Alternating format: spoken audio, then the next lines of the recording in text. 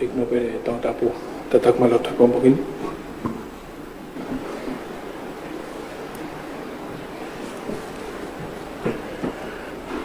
Rotua he o whawhakawai o e paremia o tonga hononima. Tō tāga sakeke, Linis kalau ni tu pauto au karala mo cabinet fo. I whareere a tonga tonga fumata ha. Sanuari wano hanima. Mo mea ifu. Lau e ves forfora. Kakahiri hapa mo tuk mea hake tau himi hono wa. Ka mo mea ifu ka tuk whai hatau roto. Ves forfora pongpongini u tau himi ko speria luke vahe tolo. Vesi uangu furumata hapa mo uangu furumawa. Bea pehe hono tohi. Bea ihe osi papitaiso ai kakai. Bea ko papitaiso mo sisu foki. Bea whai ene ho. Iloange nae matangaki alangi. Bea aruhifo kia te ia e lau maari e maanion. Iha sino na e tatau mahalupe. Wena e ai le o mihe langi. Nai pehe mai. O aro pere koe. Ko koe o hoi fua ki ai. Amen. Ko fora himi utau kamata aki, ko whangiau, whangu furuma walo himi mo mea hake. Ke tau hiwa, wesi uraki whapea moe ono. E rau maare hifo mai ki ho mau whareni. Ha ere moho masu mawhi, ai iwi o keresi.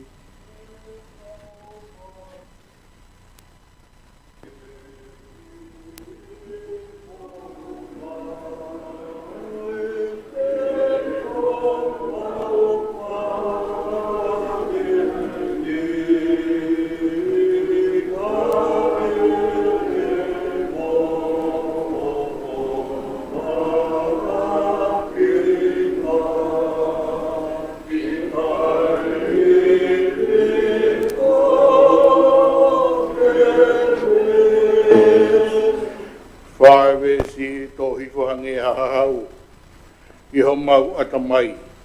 Ngahi kere tau. Ai funga makani.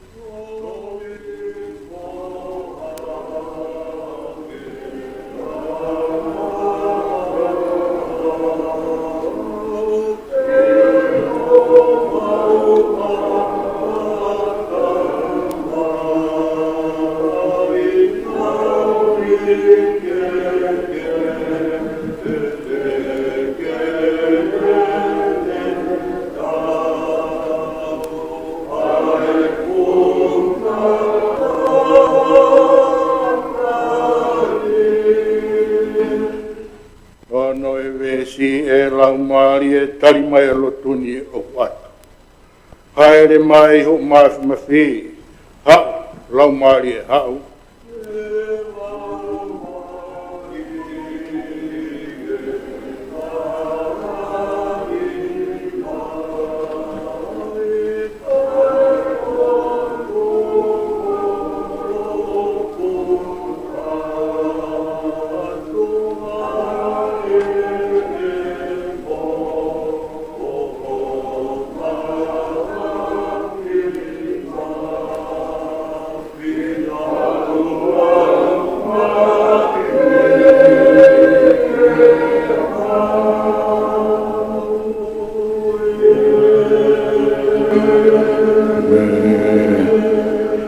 Mea hifo, download. Hei ki o kuke o whai, he mea ko tope. Ko maa ho kakai, ke nau ka tangi hake hange tofu e mau whai. Ka kore whanau ke whae, te he pe ke whai ho mau masiwae.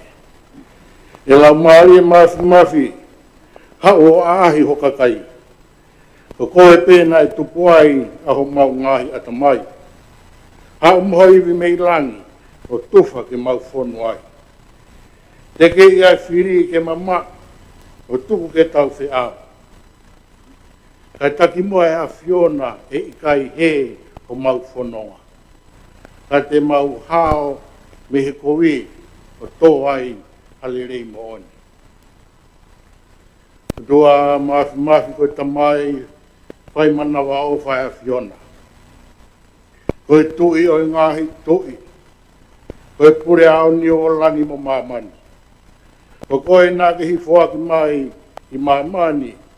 Ke fua a ngahi whaingataa. Mo hia ko toa pē. Ai whahinga o e tangata. Koe a Fiona nā ne whakamau. Manuki. Pea tutuki ki he kolosi. Ka nā ke kātaki i pea ke whakamure more. Koe a Fiona koe tui o tonga. Ne lotu kia e mau whanga koe. E mau ngahi tamai. Koe o tua na e tari he ho e ki. Mo e hau e whanuai. E whamalu malu ai a tonga. Tua mafi mau hanga hake.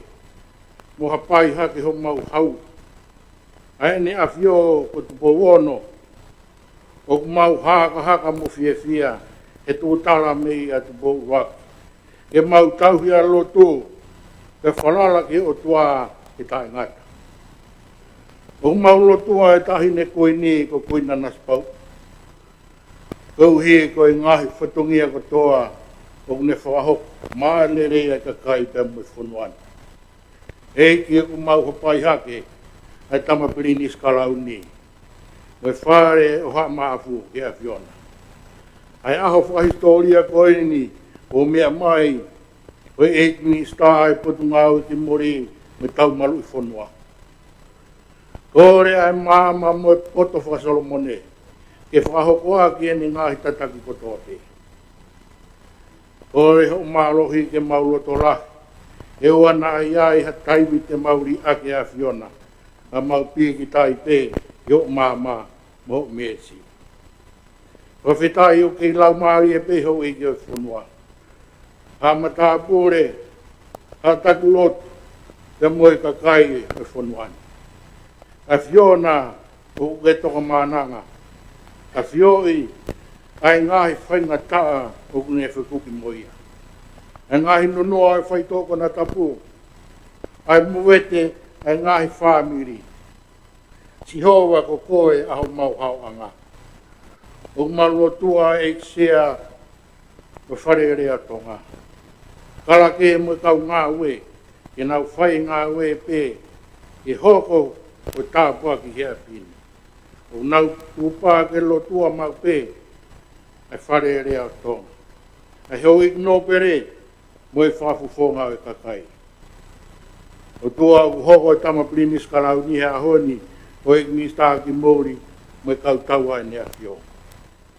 E tahi whawhitni mana e tama whakawa ai. A Pirinisi, tu pau toa manmataonga. Koe aho ko ia. Koe fuafua e nista ia i mori. Me tau malu i whanua tonga.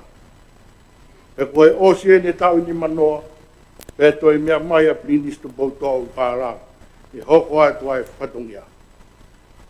Koe tau o e koristu tone i he tawal whini ma. O te au ni mga fulu. Maa ie i he wanoa wani ma. Te kua ni manoa ta, ai kolosi pure la a hawhai.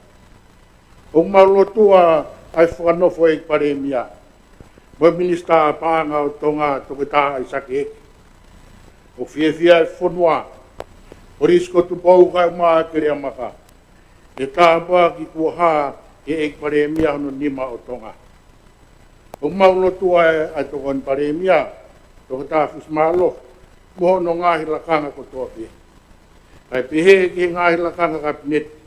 Ko toa pe toki uia tuhe kalake. Ai whare rea tonga. Eki. Ngai whake tu pou rake whanuan ki langa. Hono koloa mo ka kai ke ki maru. Ea mau wano meri e ai he funga matani. Ko ke whake ke mau malu. Enu mo kai ai. Mau kore. E maunga pe i o lalo kapakauna. O tā ngata, mo kore ke tokoni, mo hufanga i ngai alo o sisu kalaisi. Amen.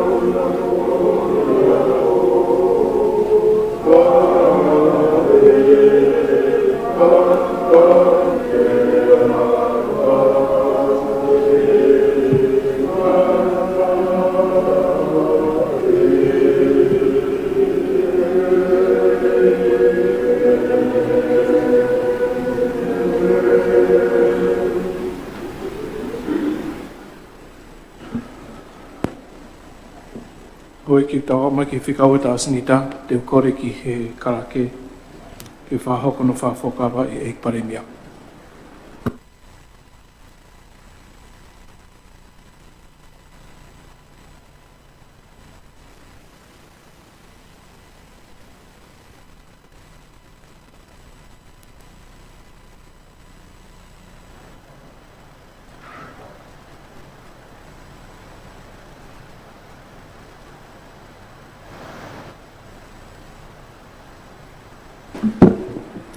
E Paremia o Tonga.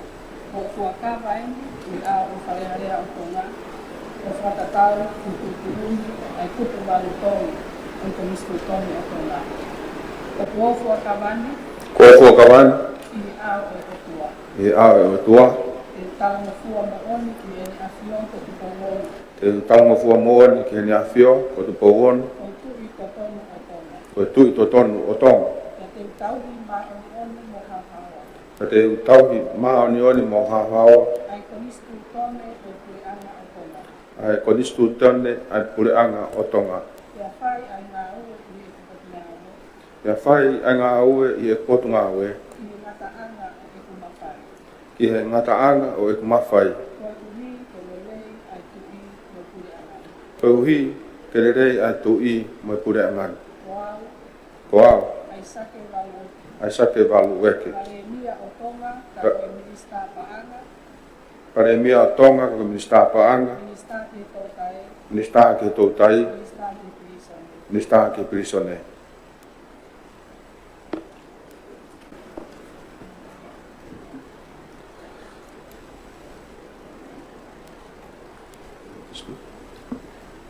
Anyway.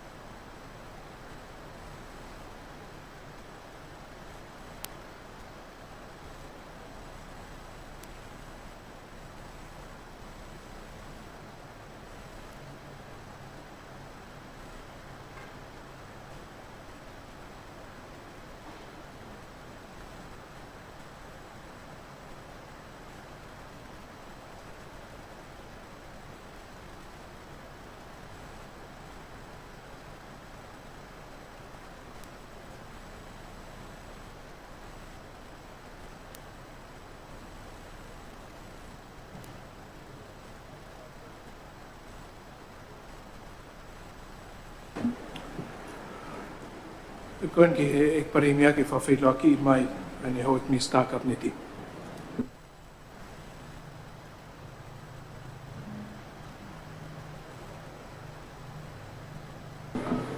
Ko kore te hu whanga whituna e tsea, e ku whatapu ki he hou eiki.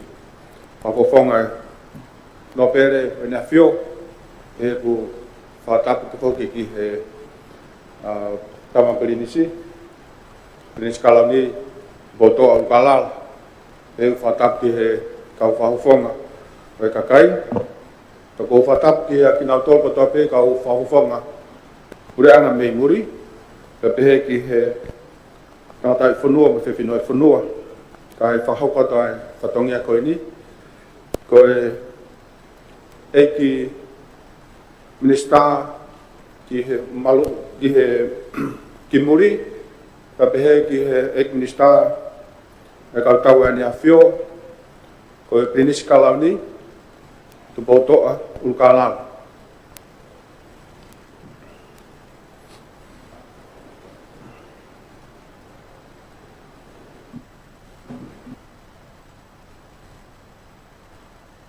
Ka tope ka pneti ka taki. Te ko e tokoni paremia, ko toketa Daniela Fusmalo. Ka pehe ki he potunga au e ngahi ngā lalahi. Ka pehe whoke ngahi potunga au e Maytech. Pea ko e minista ki he, ek minista ki he Peako. Ka pehe whoke ki he whanua ma mo e koloa whakanatula. Toita uhila mo lang fast. Ko e eki minista ki he mo ui, ko tokita ana a kauola. Ko e eki minista ki he mea whapotungai ue ki ngahi mea whanua. Ko eki minista Sinai Takala tuitaha. Ko e eki minista ki he ngahi potunga ue whakalakalaka, whaekonomika, ko e minista lan mata. Ko e minista ki he ngahi business ai pureanga, pe ki he policy, pe ki he tamate afi, ko tiveni piukala. Ko e minista ki he panga tanaki hou mai, ko pe ki whakawhetau aki, ko e minista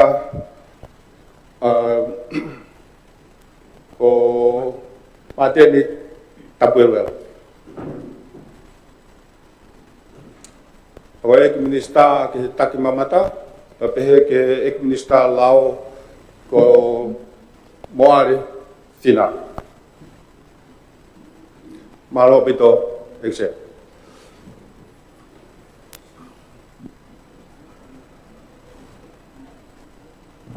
Se katak fo memore ko e minista ki he ngowe o toke tā siua halvatau. Malo.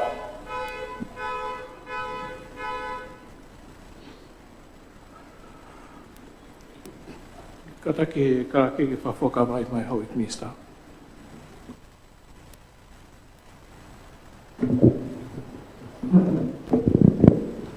Sea. E lava bege ki whahaat. E mai. Sea ko o korpe e lava o hake ase dita e whiga di ma. O whiga anō ki mua. O te whaiwhawhokanga se o roto. Ke o whahohaat he whakawa sea. O e kanape lahe whemo e kina he. Ngai whatongia. Kana whakaamu ke o hanga e tres e isio o ni e kapneti kana e lahi taimi. O kou tokanga pe au sea ke tau rakwhai moon pe ka tau tolu. I he whai whakawa, ko isiu ta tau pena au ku kore. I he kulaki humai ki he whareni. Whekau aki mo e kua ngoi, o kuikai ke tau whai moon ki he otua. I he whakarea o e whakawa. Pako o hake pehe kou gato te kire kehen kou iai, kau kei tatau pe e kutui iai sea. Na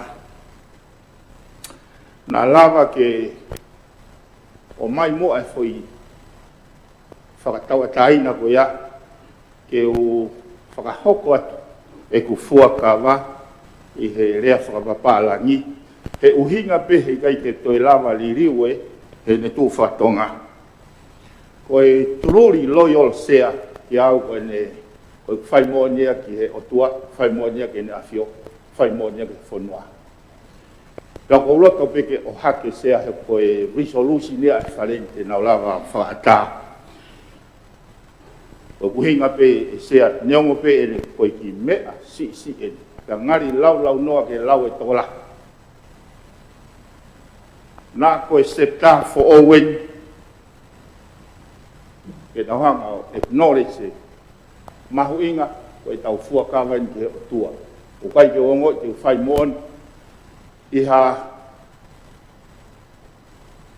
fua kawa ko whai lolotonga ko os ilo. Hei kai ke malawa ke moon he taimi ka whe paki. Ka ko whaampesea ka pau e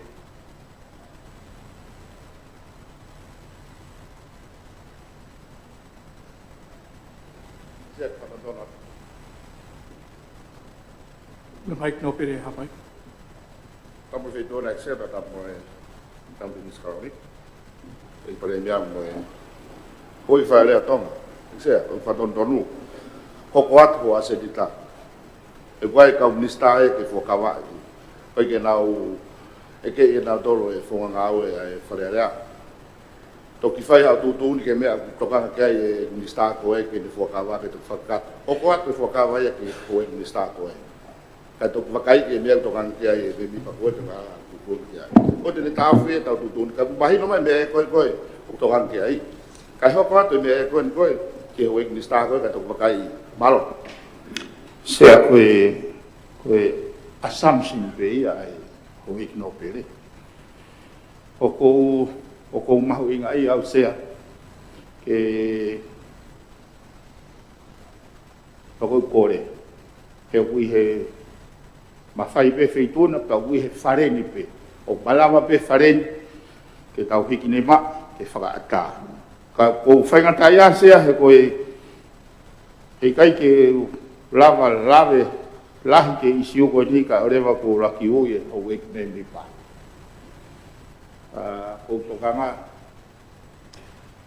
ko hake pe au ia ke whare 18 o mahu inga ke tau pay attention ke whanki ti te la pe ni pa ko ngoi malohi pe ko ke ngoi malohi pe e lava pe ke tau whai hatu toni ki ai ka tok whakakaka me ai a whafoi tui ka pau nau whengau pe whakatonga o i kone ostu u ka koe kore mo tuani o ko ngo ia me ko apa me ke fonua pa mo ni afio ai hu e foi rea kon ko truly loyal Give a total knowledge.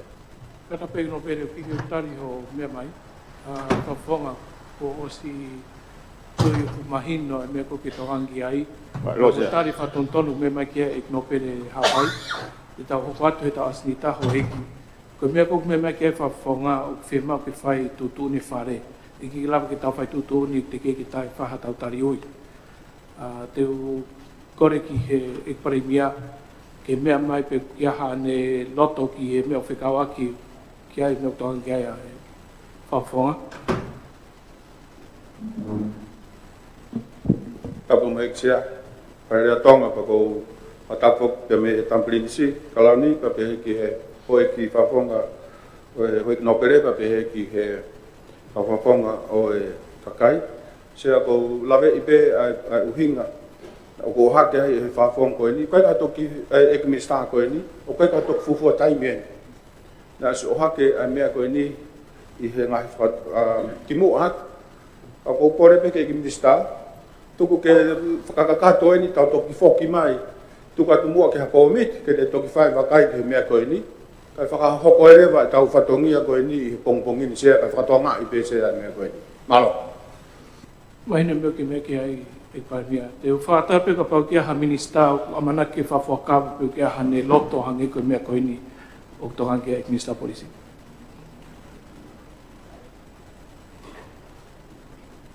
Ko tiku atape. Te kore ke karaki ki hau kata te asinita, ai kono whawhakawa e ho ik minista, tu kehe ik minista o ke mea tohange ki tō whahatara noa i a mui. Ka tau hokata hoi ki tau asinita.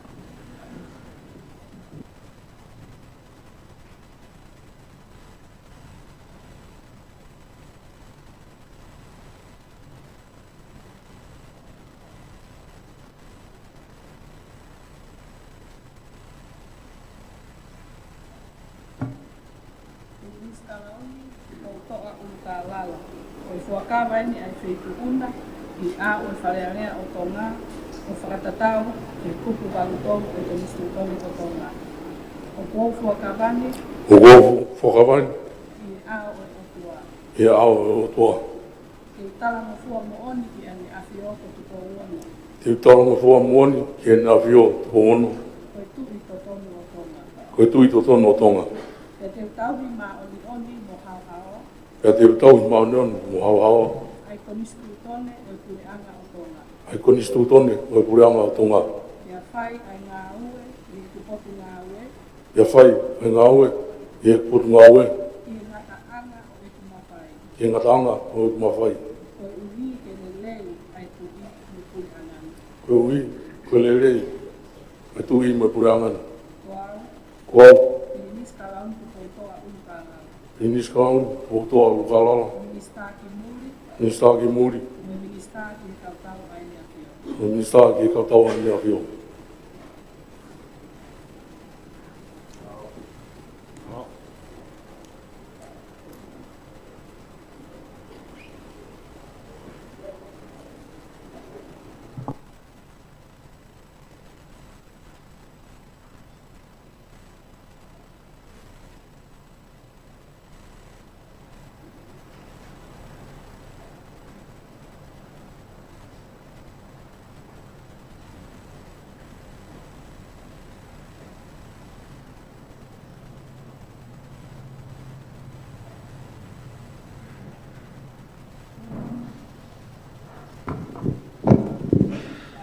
O whakawa ni I ao e wharearea o tonga, o whakatau ki tukuuni ai kupu wangu tonu o komistu tonu o tonga.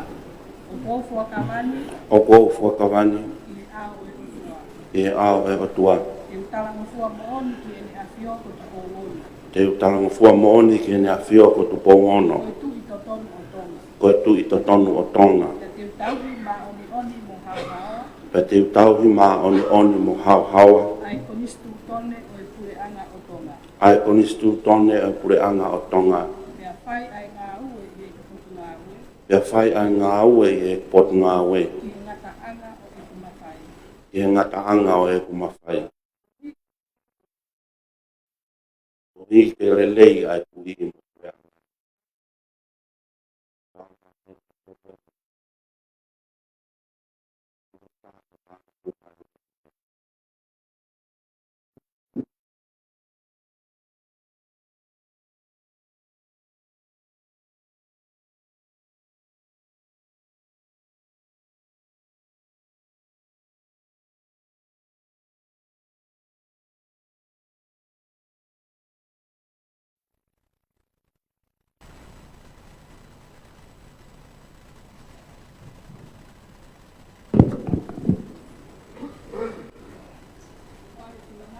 Kua kāwaini I ao e wharearea o tonga, o whakatatau ki tutuini ai kupu walu tonu o komistu tonu o tonga. O kō whakawani O kō whakawani, I ao e utua. i he ao o atua. E talanga fua mo oni ki ene a whioko tuko uoni. Te utalanga fua mo oni ki ene a whio ko tupo ono. Koe tu I to tonu Koe tui to tonu o tonga. o tonga. E te tauhi ma oni oni mo hao hao, Pea te tauhi ma oni oni mo hao hawa, ai komistu tone o e pure anga o tonga. ai konistu tone o e pure anga o tonga. E whai ai ngā ue I e kupu ngā ue, Pea whai ai ngā oi i e kupotu ngā ue, ki e ngata anga o e kumawhai. ki he ngata anga o e kumawhai. Koe uhi ke lelei ai tuhi mo pure anga. Koe uhi, ke rei ai tui pure anga. Koau mo are whina. Ko au mo are whinau, Minista ke katnangata, minista ke tai mamata, minista lao. me minista lao.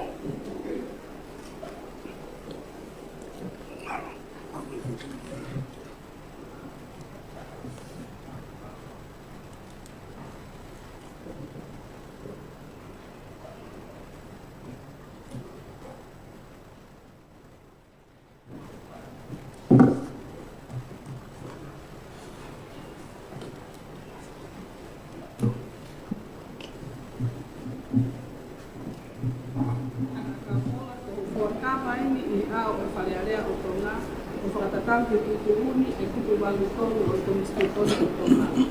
O fuakawani. O ko fukawani. I ao e otua. I ao e otua.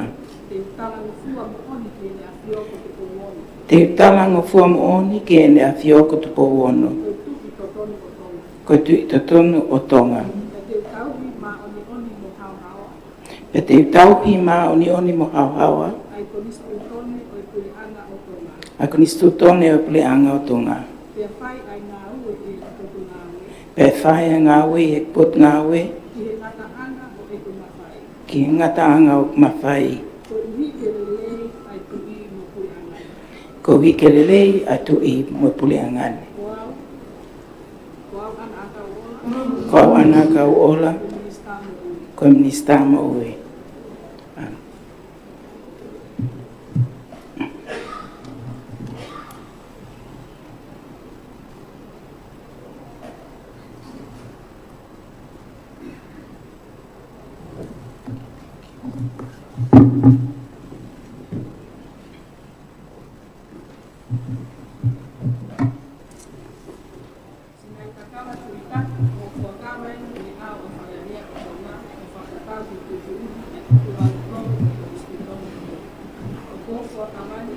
O kua fuakawani. I ao e otua. Te talango fua mo oni ke ene a fioko tu pouono. Ko tu i totonu o tonga. Pea te utaui ma oni oni mo hauhawa. Ai konistu tone o i pule anga o tonga. Pea whai ai ngā ue i he potu ngā ue. Ki e ngata anga o eku mawhai. Koe uhi ke lelei ai tu i mo e pule angani. Ko au sinai takala tu i tahi. Koe minista ki e ngai ngā ue whakaloto whanua.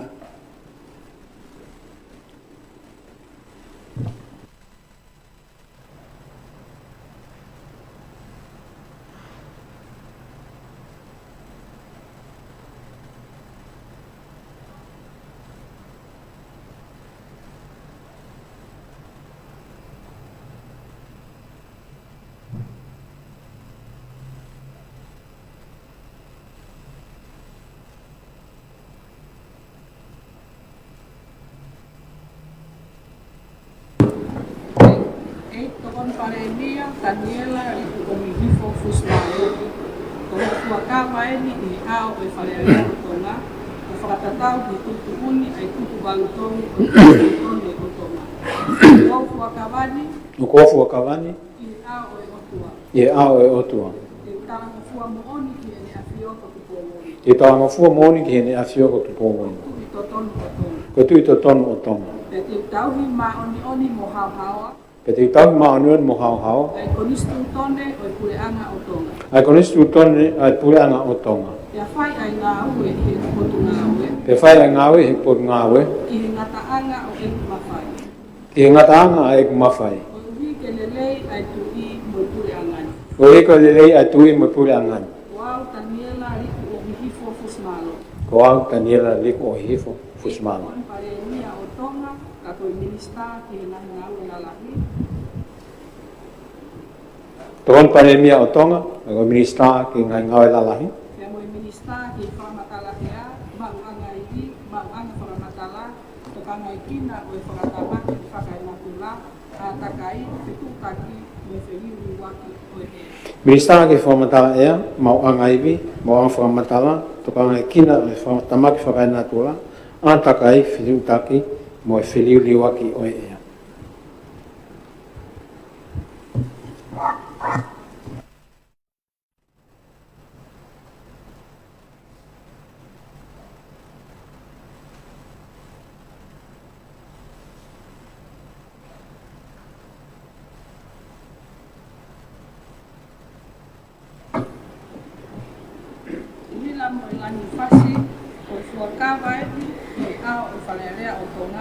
Whakatatau ki tutuhuni ai kupu walutoro o i konistu tone o tonga.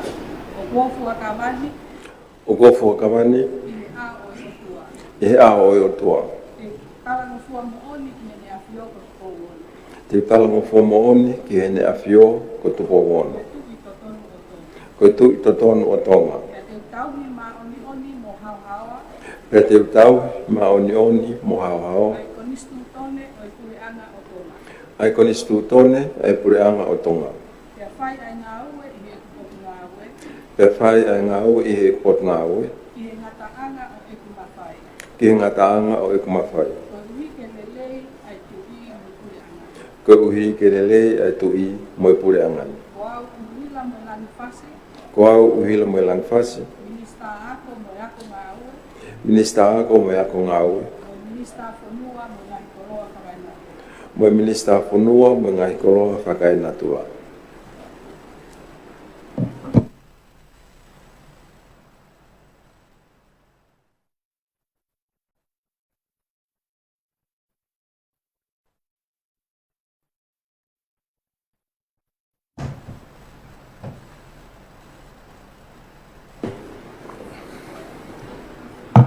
Kapelieri militomi la mata mo fuatava e mi ao e whalearea o tonga. Whanatau ki tutuni e kupu walutonu o konistutoni o tonga. Ko fuakavani. O kou whakawani, I ao e otua. e ao e otua. E tala mo fua mo oni ki e ni a fioka tuko o. E talango fua mooni ki ne a whioko tupo wono, Ko tu i totonu o tonga. ko tui totonu o tonga. Ka te tau ni ma oni oni mo hau hawa. E te tauhi maoni oni mo hao hao, Ai konistutoni o tue ana o tonga. ai ko nistu tone o pure anga o tonga. Te whai ai ngā ue i he kupotu ngā ue. E whaia ngā ue he pot ngā ue, I he ngata anga o e kumawhai. ki he ngata anga o e kumawhai. Ko uhi ke lelei e tu i me tue anai. Ko uhi ke lelei ai tu i mo pure anga. Wau kapelieri militomi la mata. Ko au ka perieri militon ngan mata. Minista ki he whakatau aki mo whakalakalaka whakaekonomika. Minista ki he whakatau aki, me whakalakalaka whaekonomika.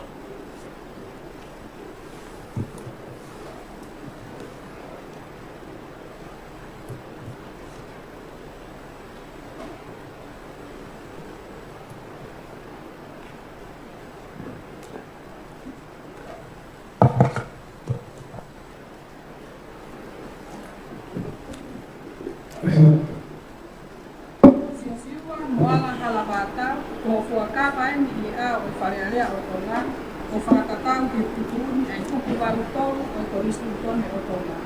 O ko fuakavani O kou whakawani i he a o e otua. i he ao e otua. E tala mo fua mo oni ki ni a fioko tuko wona.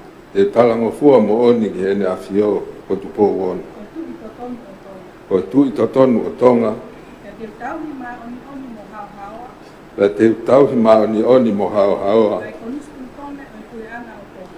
Ai konistu tone o pule anga o tonga. Te whai ai ngā ue i he kupotu ngā ue. Te whaia ngā ue he pot ngā ue. I he ngata anga o e kumawhai. I he ngata anga o e kumawhai. Ko uhi ke lelei ai tu i me tue angani. Ko hui ke lelei ai tu i mo pule angani. Ko au sio siua moala hala mātau. Ko au sio siwa moala hala mātau. Minista ki he ngō ue mea toko ni me vau tātā. Minista ki he ngō ue mea toko ni mo i pao tātā.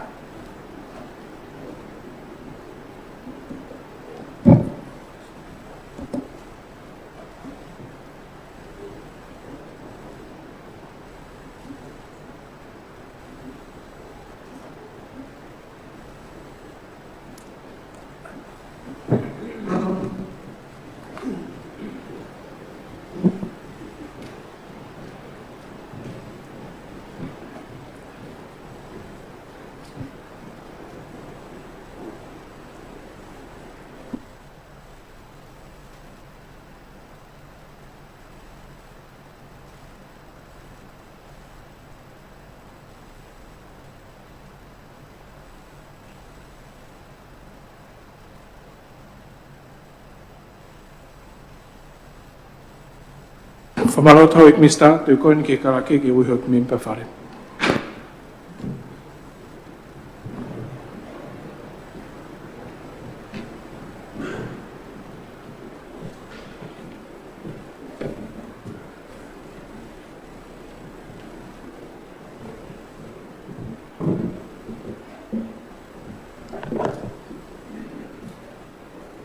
Tapu ek sia wharearea.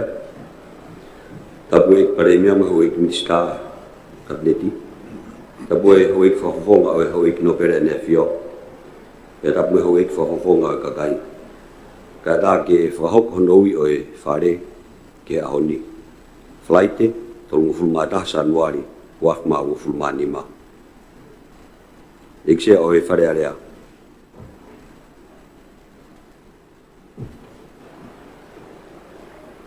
Ik paremia mstapaan plan van funua tautai we prisone.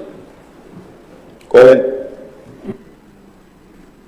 Ik toon paremia mstanga ngau lalahi we medeki.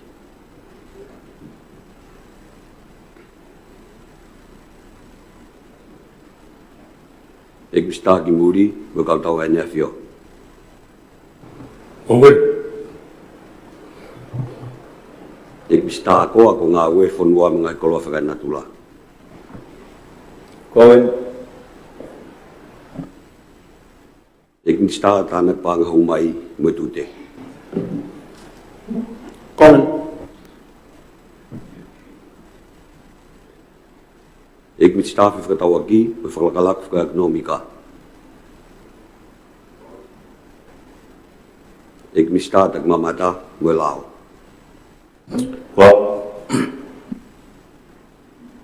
Olo biven piukal.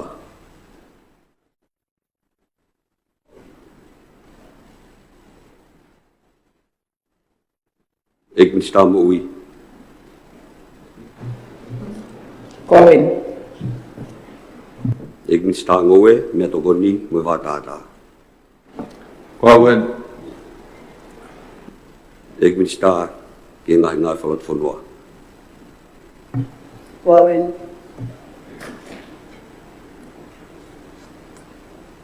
Ik no pere vaya.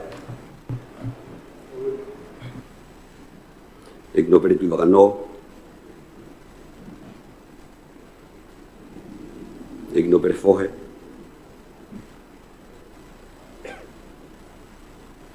Ik no pere tu afitu.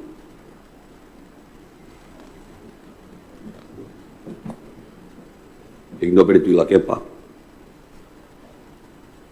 Ik no pere tu hangana. Ik no pere nuku. Isarin haines prinis kalanival fotofiri.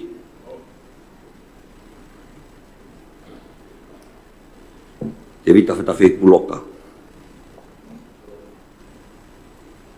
Seas of agi wah polau sawaren. Tulsi lente. Johnny Cratton via Taione. 17 Tomoa. He was a light of life taka. Moare tunuku. Sami kuita vai pulu. Brian boske latu. Watau methi hui. Sia ko kore ki tu e whakaongo mua. Ik no pere tu afitu.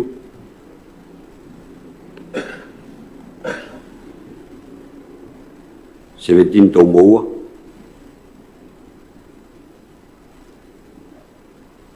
Watau methi hui.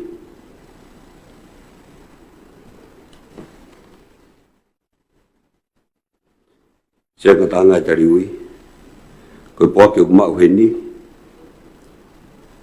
Pakwalau ek no pere tu la kepa. Johnny Clatton via Taione. We was a light of life taka. Mo are o tunuku. Pea mo liami was ke latu. Koe nihe ho iki uke ke tari o na ui. Wai tu i kuna umea tō mui mai peksea. Malabito.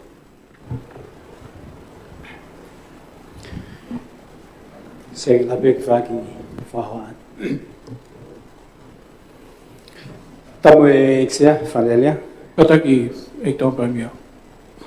Koe whika ono ne tau asnita. Se kata ku fe whakalava e toki e te mhono nima. Mea mai. Tamu whetuna sea tapa moe hoi ke whaleni. O kou ngoi lahi he pongpongini sea e tariu tau whai. I he tuunga o kuioi e tawa ngofua e kau meni pa ki he tawa tutuni o whale. O wakahifo ke tau tohi tariui, koe ke ha uhinga mālohi ake kai ke heni ai a whangafofonga. O whamalo lagi hoi ki nōpere nau turi mai pongpongini ke whakakato e o wau koe.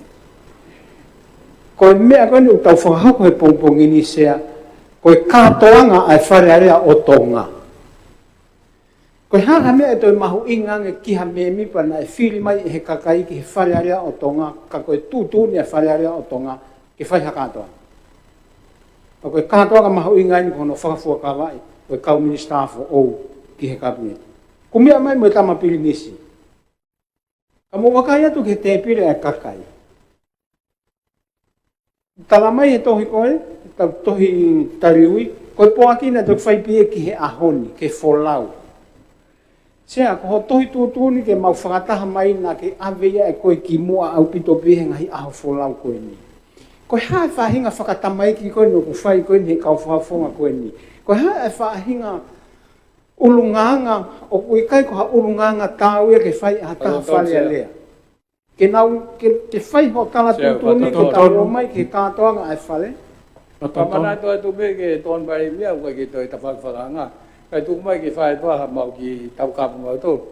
Nei tok o mai, ai toi tala koe ke whai, ai whakatahani aho tolu ke, tolu ke aho. Kai mko ia o si mūri, ai whahinga na ke nau ilo e whai, ai whakataha koe ni. Ai whale nei pe tau mea, koe ke i mea e turi koe ni, ke mea mai me tau mua. Pea pe whatondonu sea, ne kai ke pehe nei tau punat mea taha neu. Malo. Sea koe taimko tau i he tuunga pehe ai, tau tu te ringa rewa ki he whale alea o tonga. Te ku te i whe he poto o tonga ni mo mamani ka te tu te ringa. Koe talo ni me aho wawha o novema e tau lere mai i he whaunga o kutala mai i he konistu o tōne ki whake tau ngau. Ka tu te ringa rewa. O kui kai koe totongi ki tau tolu ki tau me pa whare area pa tau whai te riha tau toluia i he tau o mai ki he whare area o tonga. Koe poinia sea. Kau totonu e sea ko whangotu atu tau tea ki nau tolu. Ke nau ilo ho nau whatongia o ku whai ki he kakai i he whale alea o tonga. Me mai whakatani. Tapu mo e whitu na sea, tapu e tama, au mai hoi me me pa whare. Sea kua whae tau tūtū ni e poaki. Ngofua e tau tūtū ni e poaki. O ngofu. Maro sea. Kai ke te whima ia e sea ke te whakamara mahata ko ngofua. Ka tau ngā e ko tau konseni si. Ka mande mo mea ke te pire. Toko walu koe ke nau i heni. Ngutuku anga ko hapoa ki ha ikmista ko mea ke ha wholau ko hi e iai hono lelei ke whonua. Koe ahono ko ongo i lahi au pito sea. Ai mea koe no hoko ko mea mai hoi ki no pere. O whaiho tau whakakakato. Kui hene e pare mia, kui hene ai tama pirinis kalauni, pia mua tahine pirinsesi. Ma kui hene hoi ki stako oso no whafua kawai. Koe mea whehu he ahoni o kui whe kau whafunga kakai koe ni. Na nau i he te pire koe ni. Na whaiho no whehu ia ki nau tonu i he ngāue o ku whai. O ku kai ko haulu ngā ngai te hau hataha mue ko wharesea. Lewe se au te whatondonu. Hei au ku nei ngā loange nei mea aniwa taha fitu he mea anga kona naki ai. Ngalo iau sea nei kai ke tari mo ngā hiui e tawha ke hou e ki. Au ke nofo i pe koe o tokanga taha whataha mai piki tawha koe ni. Ke misi e koho mea me tawha koe ni. Ai ia sea ka tau hoka tua kosi. E koe nei talu ne lau he whaaforau e hoi ki mista. Koe ni au tamai nei huange o pau koe mista mea tō poa ki. E koe ahi tawha ke koe tōm ke whaha tau tō ki whe mea aki ki ai. Ka whakakakato i tau o wau he aho ni ai, uhinga o tau heni ai. Malo. Me maliho ai hake e wholau sea, ke impare mi o swai tūtū. O swai ne tūtū ni sea, he kai toi wholau ia ko ha wholau hompe. No pe ko whakapare mia, Ki mea klar. Sea, tap me feitu na ka mai whare eiki. Tapa ke tama pinis kalauri. Sea, ke hokat mua ho asirika. Na mahino ki he motuani, koe aho no na ton ke whai ai, e whakawa e whare, ka ko mea whakatupa ke eni. Sea ko toka ngat pehe kui ai ka kai mahu inga ho tau whare, ka koe ka whainga tō ngai no, le rei, ke whakahoko. Tau kātaki e mea ka ai ke lawa le rei e tau toki tiskasi atu he, ka pau muwhima ke whakalerei e ngai mega, api ke ngai komiti. Ka hokat kātak sea ke hokat ho asnika. Malo. Ko kolfa mormat pe sea e. Ka taku i ton pai mea ko tari ngai whatontonu mai me ka whawhonga. Ka koe tari koe koe mea ki tokanki ai, te ukori ke karake ke o mani ripote whau i ki ngahi poaki koe ni ko mahi pompogini. Pe tok tuwha atu e tau whatahoko ke mau mea ki ai. Pe te ukori ke komiti koe ni ngahi munu i e whare ki nau toku wakai hiri hano te pire he karake ripote koe ni whikawaki pa ni ihi o poaki mai ahoni. Koe se ko kolfa mormat pe ke me mi pa ngari ko toki tu ai. Whaha ko whai. Ka koe ngoi pe e tau ngā ue mo ruta ho tau whale. E whikawahanga ton pini mo mea tau malanga lahi ki ai ki tau ngā ue whakata. Kai kai ke tau lava ngā ue whakata ka pau tau roto ke heke mo tau tōonga ke heke. O whatsea.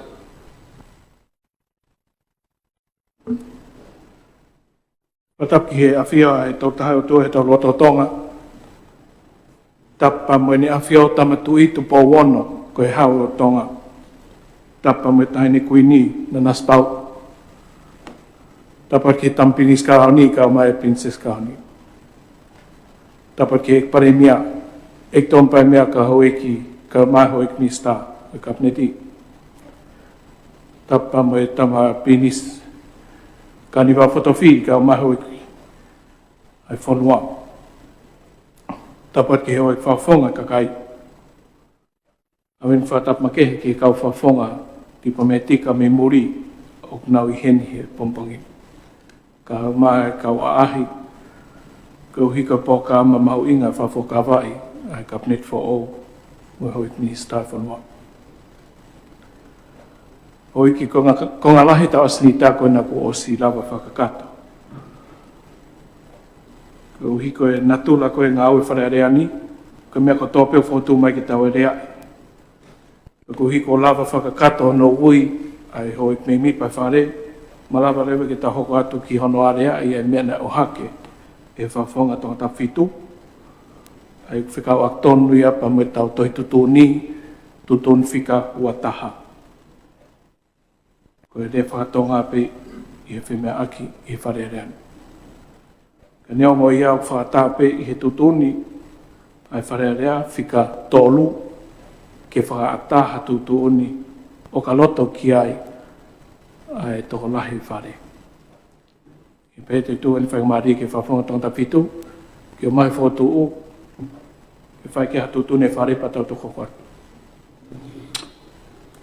Tap te moe, sea pe tap ki he pare mea pe pehe ki he kau whawhonga e whare ikini.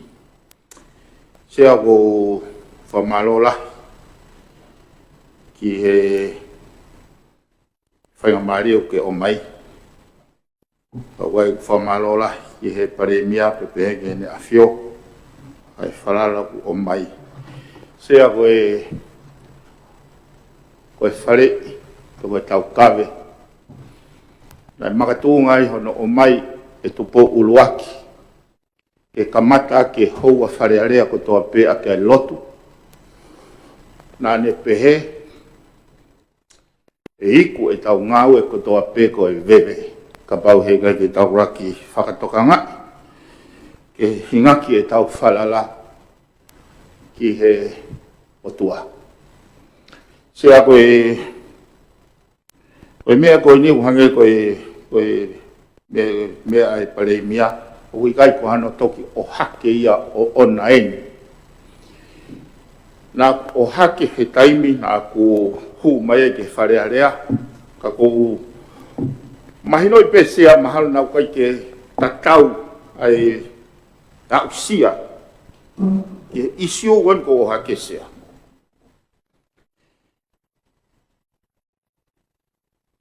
Oku hangeu kai ke fie marie hoku lotomo ku lau marie. He kua ngoi o kui kai ke u whai mo oni. He whakakau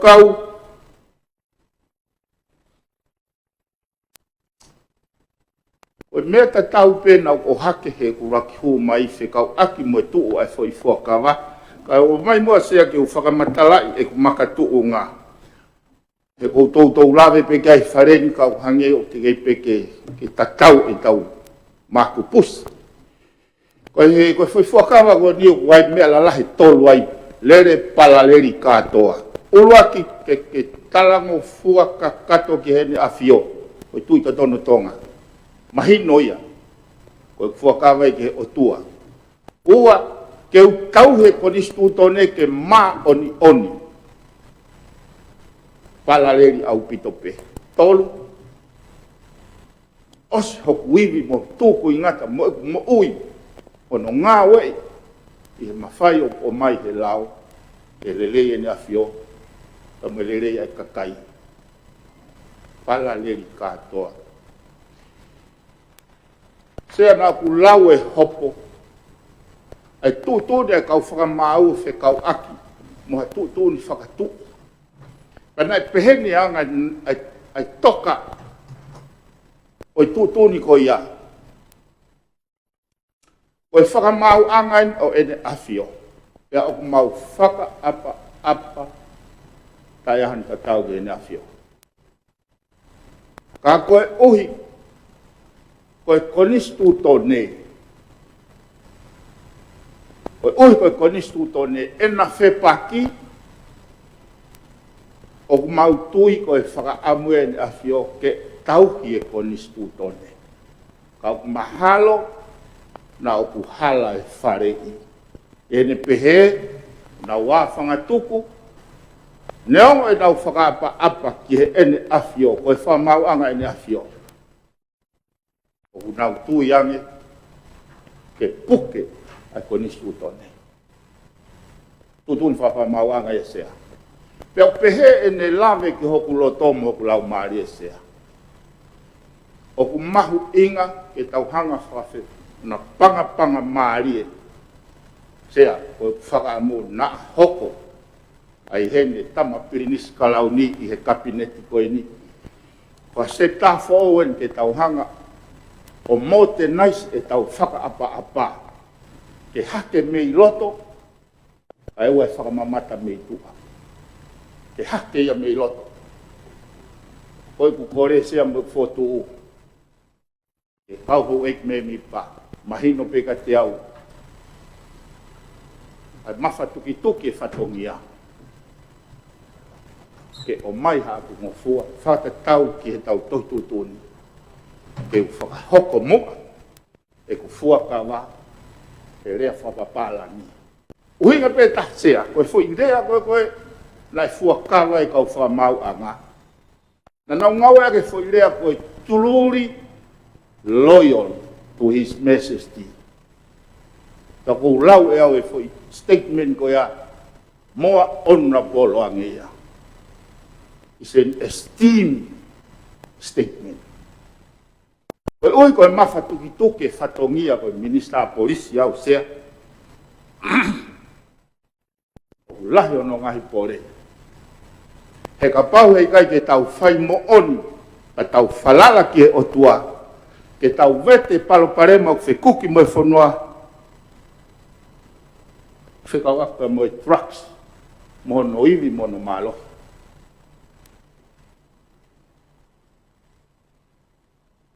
O e whau whai ka koe kau. O e whau me motuan. Ki he kahau o tau teu i. Aho hoko a kai pirinis kalau di ke talo ni. O mama no kakai. not zombies.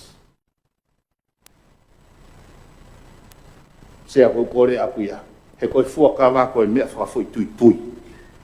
Koe neongo e mo ne malo i ka haku loto konse nisi, o lau maari. O kore kau me mi pa. O mai mua, ai mea o kou kore. E whahoko i fuakawa, he le whapapala. O hinga peta, o mahu inga ka te au, ai whatongi au kiri mai ke te au. Malosea.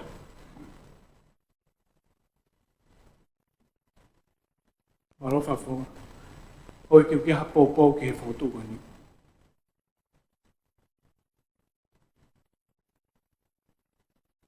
I mo pa palava ke tau whemea ki e siu whema ki hapo po. O pau ki kai te tau kwate. Ik nope. Tapa mo e sea kare rea tonga na mai. Te miskarau ni. Premia pe mo e hau e kapniti. Sea koe tu e mo tua kono inga. Koe a manaki. I whai whakau koe i whai e whakawa i re whapitania. Mo tua tō ngain. Tāru tupu he lalala ān mo konga pe. Nau sivi i re whapitania ke mahino koe tonga. Nau nofu heni pe au hoko ke takatai tonga. Tau hi o what pa mui no whatonga ke mahino ko tonga pa moe to e pa moe ho e ki pa moe kakai. Nai kai loa ai whonuan.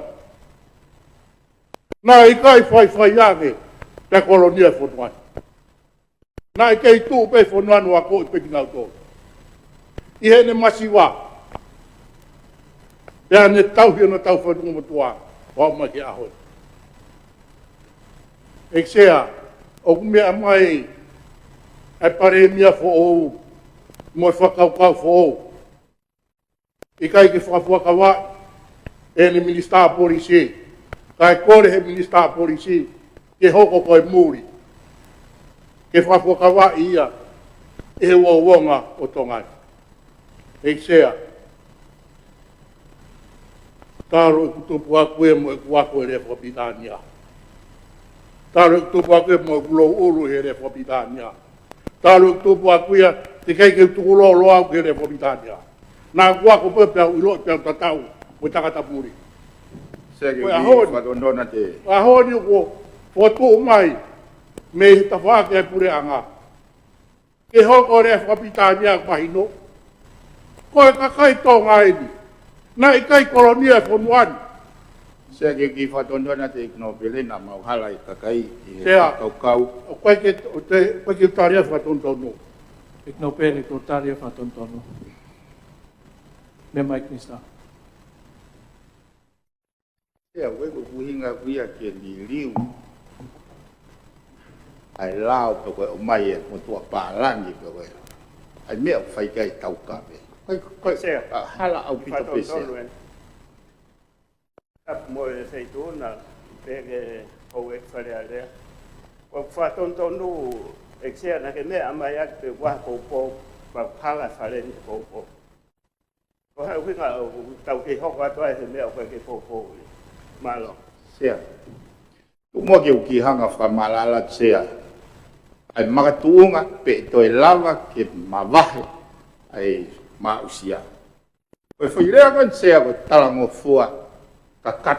Ik knista ko whatontono le taimia ik no pere. Ko whatontono mi te peta. Koe sea kau hoko tai pe auia ke ko ngā ko mahino ka te au Koe no ki. fōna pēsia. E ku ni sāpe kei whawonga pē whare rea. E teiki ni ni fōkawa.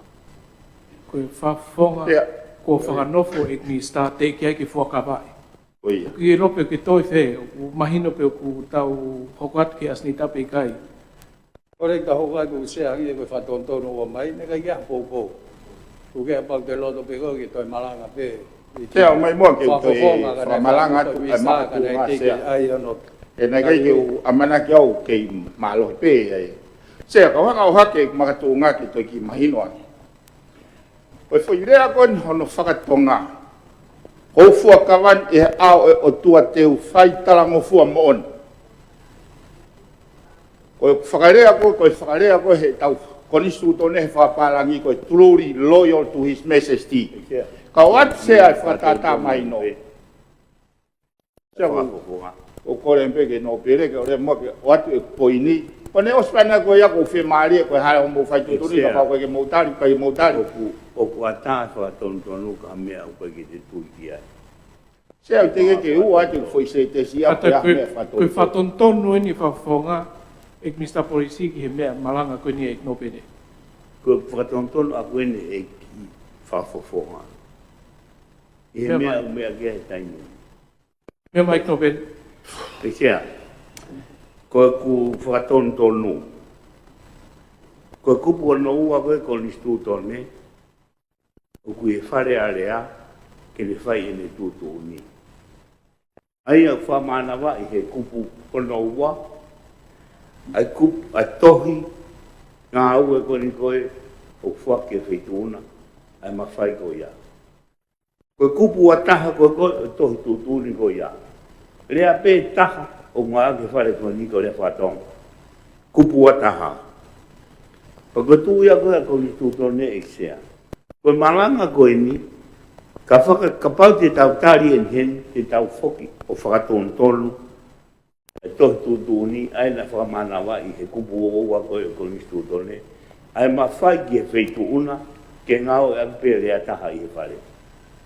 Koe ahoni, mea i pe ia e whafofonga, ai kupu a taha koe ni koe koe o tohi tūtu ni. Koe rea pe taha, o ngā ke whare koe ni koe rea whatonga. Koe te tari harea ke he. Koe no pere mahu ku tau mea pepe tona na o whamatanga ka mata koe ni tau wheme aki. Koe kupu a taha o tutun ki he le whatonga ka o whakangfua he kupu tolu o ka loto e whare ke tu whatawha aki hakonga pe koe ka kato e tau ngai tutuni ka wai kupu a taha. Koe sea. Ai ko hinga e ku whotu mai ai he whawhonga e Mr. Polisi pe loto ke whare ki tau tu whatawha aki kupu ua taha e tau toi tutuni, kai whangofua ne whawhakawa i he re whapitania, ai i kai whakangofua he ua taha. Ai ko tau ngawa ki kupu tolu. Ka koin ko whangonga tau iu ki kia popou ia.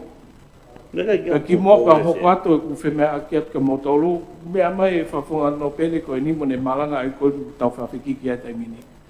Ko e whatontonu, mini te pe taha. Whawhonga tuik osi e whatontonu, Pea mahina mea koe ni, koe whotu e whawhonga nei ki kia popo, pea ne peo ki kia whotu. I tau whok mai lewe ki tau asinita. Koe sea, ka kono hoko atu ui ngai whakawha atu. Maro sea. Maro ek no bere. Ek misa? Tapa mo e whetuna ki sea, ma tapa mo e hoi me mipa wharearea tonga. Sea koe whotoa ki pe motuani a koe. Koe whie popo at ki he mea koe nei mea toa ki he Mr. Polisi. Aki pe e hunga kona ke mea mai aki. Pa koe fuakawa sea koe mea whakafoi tuitu ia, aki ta mea moe kotua. Pa opo atu. Aki pe tutune kupu tolu. Ek mista, koe tau tuai moe loa koe kike whamu ke mea mai o ke paupo i taim ko uia taki mo paupo. Kore whamormore atu sea koe popo atu. Ko ose ni minite whiha tau whemea ki mea koe ni te kike mahina peo ki aka whotu pi kai. Koe nak mahino ke paupo, te kore ke kala ki tau paroti.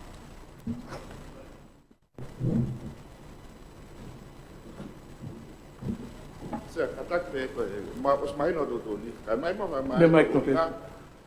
Ke ata ki whakaukau he whakotuu. Os mahino nia, koe palot kai koe mai peha ki taim he whakotuu. Ke ata haki uinga panau tok paloti, ke whahate uinga koe e motuan. Ke koe uinga ane sea, tamu me veitua. Me mai kope. Koe se kangu me whakotuu koe ni tapu popo. Koe mahino koe ta mea kupea kai whawhonga. Koe whakotuu, ke tu whakatawake tau tutuni, kai fuakapu ka pitani. Koe maa ufoka i motuan e sea. Mea i he hou e ke whare. Nai, ain pena e ohake. Nai whakahoko en i he kamata koe ni fuakawa, nai whai he whakafonga koe ni e mea tatau. E maa e motuan na i kua whai e whinau whee ongo i mo e kano kau ngā whakafofonga. E tukulolo ki ai, o fuakawa, i he mea koe ni tutuni e toi tutuni e whare. Ka kune toi ohake pe eni i he ni, ke whakafotu ke pālote. E sea, o lotonga lere ni whakafofonga koe ni, te me ai koe ni, i he nai whakawa whakatonga. Ta koe no te whakotu, ke whakawa, whakabritania i me hoko koe kunista. E me lewa o wanga e ua whakawhanse. Koe a ko watu, te mui uhinga koe ni eksea. Koe pāloti e mea koe, e mahino, koe hae loto e whare, pakaiku o kai ke tāna. Ke tau whakamalohi le vai, ke whakawa, ke tau whakamalohi le ke mau aku. Ke tau whakamakakai ke tari e whare, ke tari ni whotu ke whakawa e whapirania. E hange o ke tau whakamalohi whakongaku o pāu ke whakawa pe mea koe na ke whakawa ai, te mui tutuni e whare. Koe mea peko tongangi ai, i hau ke ki vete ange, ai koe mea koe ni he te tau hiki ni mai, une mai e whotu ke pehe, takatari e tatau mone mea. Pakakai ke tari, te tau whakawa malohi, Takapau i kai ke tari, kai ke te whakawa ia pa e wherewa whakafonga. Ui ngai kai ke tari, tapai kai ke tari te whotu. Teha, pakakai ke whakawa ia pa harewa hakoatu. Te kungai kune tamai kai ke tui ia ke, kai mune whakauhinga, kai ke kulawa whakamatalain whakawa smahino peke hau. Kai ki mea ko hake ai. E lama ke uki whamala ala kai mea ko hake. Te tau whamalohi ke whakawa he, kai tau hakoatu. Ko kuna peke mai mea ko ia ke maa moiku. Ke u tau ataina e ku pāloti. Nā whaiwhai, ko kai ke tau koe, nā ne mea mai me, na kai ke raha tai ke ne ai ke te kapiteti. Pea ku te whakaho ware e nau pare mea mai kapiteti e ahon hau whai whotu koe ni o kiri whaki mai ke whare area ke tuku mai ka tau tau ke tau whai tutu ki ai, te kau aku mene whakawa. Ai pesea ke mahino, ke tau pāloti ha mea mahino, ko tau tuku ke mea ku kai ke te tau whakapopula i hata. Ik niet sta ook nog tonga mea, ik no pere ko time ko mea te me ki la. Ko dia be ko tonga kai se pa pa ho ai ko tau ki vete ange. Ai fu tu ko ni. E ko no mo ne na ko poine ko watu. Na as ku ka va he faleni I he. Te ko hai u minga ko na watu mal ko me ko ya. Ta ko ne to e frano fo ya. Kia ko ke fra tonton na tau ai. No pere. Ka bo ho ha ko nga tali ap ko nga kau whakamala mea o tokangi ai nau whatonton pa whakangarangata ko eo mini te taha. Pa ko uloto ki e turese ko uhinga ia sea tau kawe motu anu. Ai aha isiu o te ongo e ko tuku ngā kovi o mai ke wharin ke tau tala noa. O i wharin o whai. Pa ua tene asium eia e whakaukau ka o mai ka whakamata lau. Mea whiki lalo o rotonga whai malanga e kno pere, pe o kiki hane uhinga ana ki ho mea. Oi.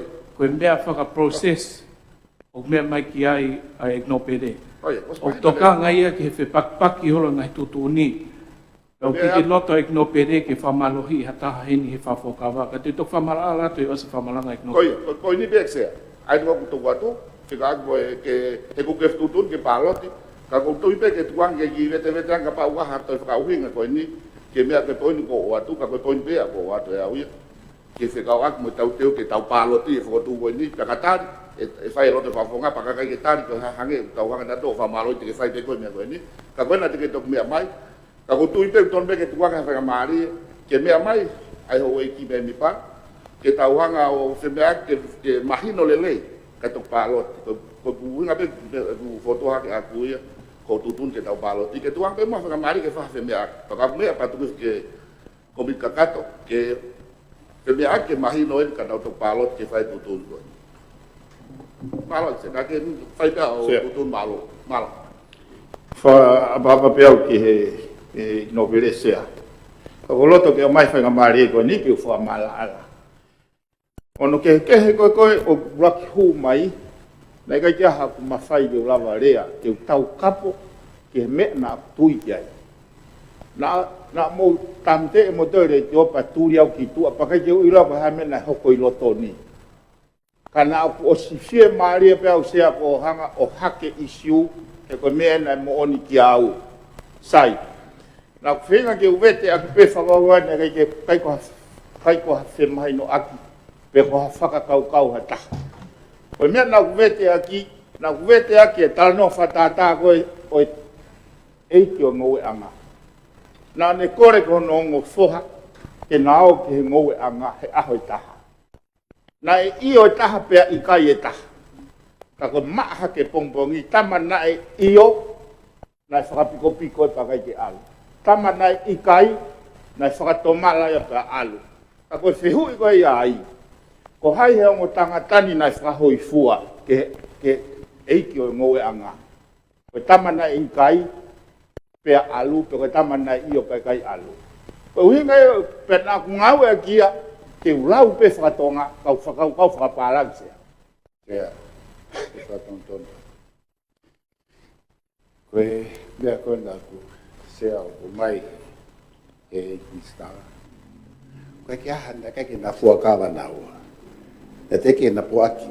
Koe whakato koe fuakawa koe he.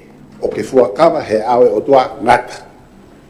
Ka te aha umea ko o fuakawa whai a kia. Tā ke tala ngata ki fuakawa ki he o tua. Koe he ai mea hoko kia koe. Lau Kere maia, tafitu, nima. O pehe e sihova. E mala ia, ai tangata. O whalala ke tangata.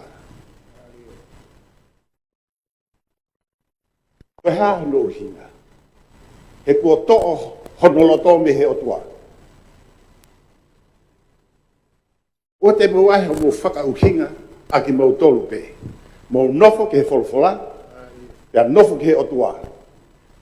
He koe otua ia, o tu pau ruaki.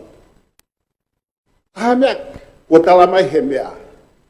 Koe ngā wen e wharearea, koe ta weni, e ua mawhunu tupu lahi, e wharearea hoko hoko. O te ke hoko ha mea peheni. Ha mea ke me utuki o mai mo tolke, biriu, a tutune a whare.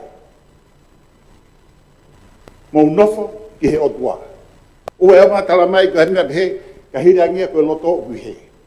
Maka lau e fitu me valu ko mala ia ia. Sea ki whatondona te ikino pere. Ko e tau kawe ko whai, ke tau whai mooni ke he otua. Ko e tau kawe ko whai. Sea ka koe poinen ki o hanga o atu. Ko e tala ngofua. E mista feunga. Ai me mua sea ki o whakau set peki foi statement. Os mahino ka au o tau alu tau tolu i homo tui fa foi tui. O kutoha mea nia whika o ko tui fa tui. Ki mi te ua ki o whamalala i whakaukau. Ko ne ospana ko ia, whai tūtune wharente utari lere au mea koa. Ke hepe o mai e whakaukau ki he whare area tonga. Mi te taha. Malo sea. Ko talango fua kakato sea peheni. Hema, hema. Mata. Holomui. Tango ko kakatoia. O kero sea truri loyol, kau ka soat kau ka hema wah mea lere te matau ai, te utoe hanga mai, te tatau e mea lere koa. Ko truri loyol e koa. Ko mai alalo ya sea ko whakaamu, ke mahino he me mi pani. Ai ha mai alalo. E ria na tau wholau, whaka ofa kia te au ia, ai ene afio, whakawofa ka te au e tau konisu tone. Ka koe mai alalo ko utaranoa ki ai sea, nai tae tokanga ki ai ngai. Kare area ki mua. Ke oe pe mai pe hema. Ka wai luo he hema pa ke hema kui pe. Koe ne moonia he te ke loi sea. Ka pau e pe mai hema ke so atu tau he konisu tone. Ta ko whe mea te ke whai. O ku ke fuakanga te ke whai loa. Ka wikai ke o mai he situation ya ko ya ke whai mono whai loa. Ko uhinga ia mama whai a ka au sea. Ko hahano mau ke nau ki riwei pe ke whai e ku fuakawa ki he mooni e ku whakaukau mokolot. Ka pau te nau, ikai te nau tari. Whaafoa pe sea. Te whai pe au e ku fuakawa. He rea whakatonga ka te tukuaki ki nau tolu. Nunua. Oi tau lohe aki ene. Ai otua. Koe poinea ku hanga hake. Mahu inga ia au. He uhanga he fo irea koe tuluri loyol. O soloa i paluparema koe. Kai toi whe mau ke liriu e koni stutone ia. Ka koe translation. Malo, o se mi te taha. Malo sea. Oi ke ko mui pe mene to kan ke ai kuma pere hapai. Koe whe mau koe ke tau whawhakawa. Tau te whito ke hui minista. Koe tutu unie koni stutone kupu valutolu. Ai au whe mau ke kakato nau koe hui minista i hene lava o whahoko mea koe ni. Ko me o ku whangata ai tō koe ni ka whawhonga ki mo pa nau whawhakawa. E kuna tōk hoko pe koe me mi pakakato hiri na whawhakawa. Ai na e osi mea mai kia e whawhonga, nei ki lawa ki whane whokotu ko hingana tiki e whawhakawa. Ko ni ihi pe koe ni ko os whawhakawa, kakato nau ngai nau ki nau hoko koe whawhonga. Pako ngai nau koe whakakato aki, anu whanofo koe hoi kmista, whatatau ki koe nistu tōne ko whartolu. Whima ke whakakato ne whawhakawa i wharearean. Ai mahino ia. Ko pau ki ne hanga e whahoko ne whawhakawa, o ka pau kei feminista. Hua. Tutoni ko nistu tōne whaivia e wharearea, ke tau whao e tau ngahi tutoni ki anu whahoko tau ngā ue. E tau tutoni whika ua taha, o ke tutoni wharearea ko re whatonga pe. Neongo whakata he konistu tone o mai whakarea i whapitania me whakatonga. Ka o ke tutuni he tau toi tutuni ko puataha ko re whatonga pe i wharearea. Ai ko mea kou kore mai whawhonga i whakatahange ke ne whai e whawhakawa e whapalangi ai o sahamai pe konistu tone. Whakataha konistu tone whangata he tau toi tutuni ko uhi ko mea whotu he wharearea ki nau whahoko i he nau ngā we ko re whakatonga pe. Ko mea koe ni o whok mai pe ki he tutuni tō rahi e whare. Pe ko moloto ki whakata, ne whawhakawa ki whapalangi. Ange koe ata he konistu tone, pe ko moloto ki hoko atu pe a he tau tariu ki he ngai tutuni ko ngāwe aki i he u otu tō wharearea ui ki mua o whakatonga ata pe. O ki kia ha mea whawhoituitui hen. Pe ko atoe mea ki tau whauhi ngai. O ke to tonu e whawhonga ke ne whiri. Ka kou hina o siai wharearea ko hiri na nau tutun na tō ki ngata pe whatonga. O ke ata pe wharearea ke ne toiririu tutun ko ia ke whakata me whaparangi. Ka kou mea pe o pau ke tau whok mai ki he tau tōlahi o eki. Ka hape mea moloto ki ai. Ko mea kone tauang ki ai ek no pere. O ka pati tau loto ke hokat pe whakatonga. Ko mea e whawhonga ke ne whiri pe whetariu ki wharearea pe kai. O fua tau pe whea hoko atu ko minista o whatatau ki tutuni whare ke tariu ki pe kai. I tau lafta tō whamarohi ko whiria a ana. Ko whema ko nistu tone ke whahoko, whema o wharearea ke whahoko ihe ngahi tutuni wharearea whatonga. O tau topi te tau tutuni ki ai hoiki. O te tau ai mea kani ki loloa, tau pāroti, ka hape mea moloto ki ai ka me te tau hokat ki ai. Ek tōn parimia me mai. Se katat ke nangari ko to whaloloa. Ko me ben ngoi mo tuan pa ko whaangoi pehe ho whale. Ai ho haa koe ni. Ai ho haa koe i he wā o e rea whakapapalangi mo rea whakatonga. Sia koe taimi koe o ku haa uai me whakapapalangi ke whakatonga. O whakatupu haa aia ke he whahinga ki mautoro. Koe tau rea whakatonga neong e tau pipiki ai. Ka alu pe taimia mo ne tōno ngōsia. O ku tau... Ko taimi po mai ngahi ripoti ki ni o maulau e whakatonga pa mau ki he i he whakatonga sea. Wano tonu atu e tōn pare mia. O ku ikai nou e rea whakatonga. O ku ngā hoe ake rea whakapitania whe whakatau ake. Ka ku ikai nou. Koe whakatong tonu wea ke mea i he tōn pare mia. O ku whakaofo molere e tau rea whakatonga. Pea i roa i māman a rea whakatonga. Pea tau kawe o māman la. Koe whahoko mai koe ni o masiwa ai rea. E sea. Koe masiwa ai. Pea tapang pe moe pilini skala uni. Koe masiwa ai. Koe re whakapitania aia. Koe ke harea pehe i here whakatonga. Koe ngahi rea i a whakapitania o mai e hou e kabinete a hau ni. O tokua aku masiwa. Hek sea. Mō mea atu ki he United Nations ni. ICI, I masterpieces of oral and temporal heritage. I form one. I lere, I tunga o hiwa. Moi whaiwa moi rea. Ki kakai tō si. Kau nau mahu inga ia I mamai. Koi me ai tokon pare mia. O kumasiwa. Mo ofa mai. Tuk. Ai unganga koe nang. Tikai ke kamata pure anga tabang mo koe pinis karau. O mo vete ho mo. Waka. O hifo o administra ia koe. Ke whafua kawai whapitania ki naua. Kako mea na ke na mea mai ake he whiri. Ke whafua kawai whapitania ki moa. Ka mo toki mea mai moa ki hea. Ke whafua kawai whapitania ki moa. Maro sea. Koe sea, kai ko poini a kuia koe fie fua kawa fua palang. Ka koe mea ia tene unlocka ai foi whakapona koe ni sea. Hei kai toi lava tau tolo li liwe foi rea koe talango fua kakato ki he truly loyal. I he rea whakatonga. Ka koe uhinga whakotu wate ai whapalangi ke unlocka foi mea koe. He solova he foi rea koe truly loyal to his majesty. Ai foi whakavaloi o kou whakatong lea au. O kou mai he rea whakatonga. He wikai ke malawa ke mo oni. He taimi te na whepaki ai. Ka koe mai a laloia ke tau whaa ki ai. Kau mātua whai whatongia. Tonu e sea. Koe rea kune mea aki.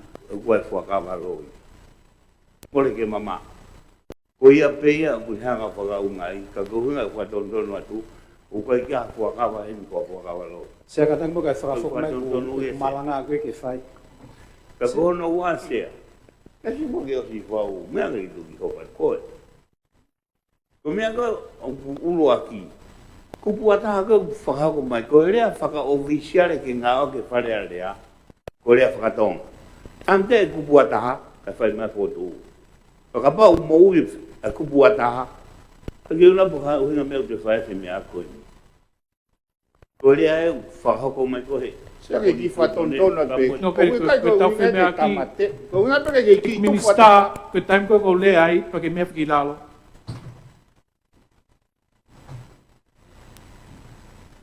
Oiki. Koe tau whawha whakataha ni tau ni mo wherekeu holopi mo toko ngalo tau toi tutuni e tau tō. Koe putari ki mea koe ni e no pere. Kupua taha, koe whotu ue ni whafonga ki tau tu whataka. Tu whakawha aki kupua taha. Koe ata ne re te whapitania. Koe ko hinga whai te mea. E tohon pai mia me mara. Sea, koe uhinga koe ane nai. Koe whuka uhinga ku masiwa e tau lea kau tono mo. Koe uhinga ni uhinga, koe tau lao benu ni tala mai. Kau mo wangoi mo tono no I he lea whakatonga, mo whoke ki he lea whakapalangi o ngāwe ake. Koe uhinga e se. Nai vi sone mama au pe kau whaolao ia he kuonga o kamata e tau whale. E iai pe aho pehenia. E iai pe aho pehenia tono no e tau lea whakatonga. Kau talamai pe he tau lao. Kau kumo lau e lao I hono li liu whakatonga o kumo ongo I kua tono no. Te te whatontona te mua I sea. Ko huna whatontono atu, he koe lea I tamai ki tau ngau e aki. Ti liu e mea koe, ka pau te tau pehe lea ua ke lea whaparani. Koe mea utohi mai koe koe koni stutone. O sini tau whakawa, tala ngō fua ke koni stutone. Koe huna whatontono he kupu ataha. Ti liu o kupu whaitutuni. Sea koe koe tui koe whakatontono. Ua whantu koe whanene e sea, koe whaituna. Ko sabe kupu ataha ki e whaitutuna hangai whotua. Kupu ataha ta mai ko rea whatonga. Whotua ke tau ngā ko rea whaparani. Ta mai ko ni tūtoni rea whakatonga. Ko uhinga ia, ko ai atu, he koe kia mea ko rea whakaparani e tū mai he kupu ataha. Pea kato e whiri, rea whatonga pe. Kataki no pere, koe tau koni stūtone u whakatonga mo whakapalanga. Koe toi tūtuni whareni whakatonga tāpe. Koe tau tipeiti aho ni, pe te mo whakata ke tau whapalangi whawhoka pai whawhonga. Sea, kan ne Tau whok mai whi mea ki ki ai. Koe ton pai mia whamapopo mai hongai koe ni ka tau watu. Kan ne kua lelei mo fuluti e tau lea whatonga. Kai ki te ha mea whakapalangi tau lau mo mea. Ka koe uhinga ia, ko tau safeguard ia, ko tau malu ia. Pag os tala mai he lau. Ka ku tono no e whakarea whakatonga mo whoki ki whakapalangi he koe tono. E sea. Kono wha si se wawe pe ia. Patontono I ton pai mia, me mai tō tato.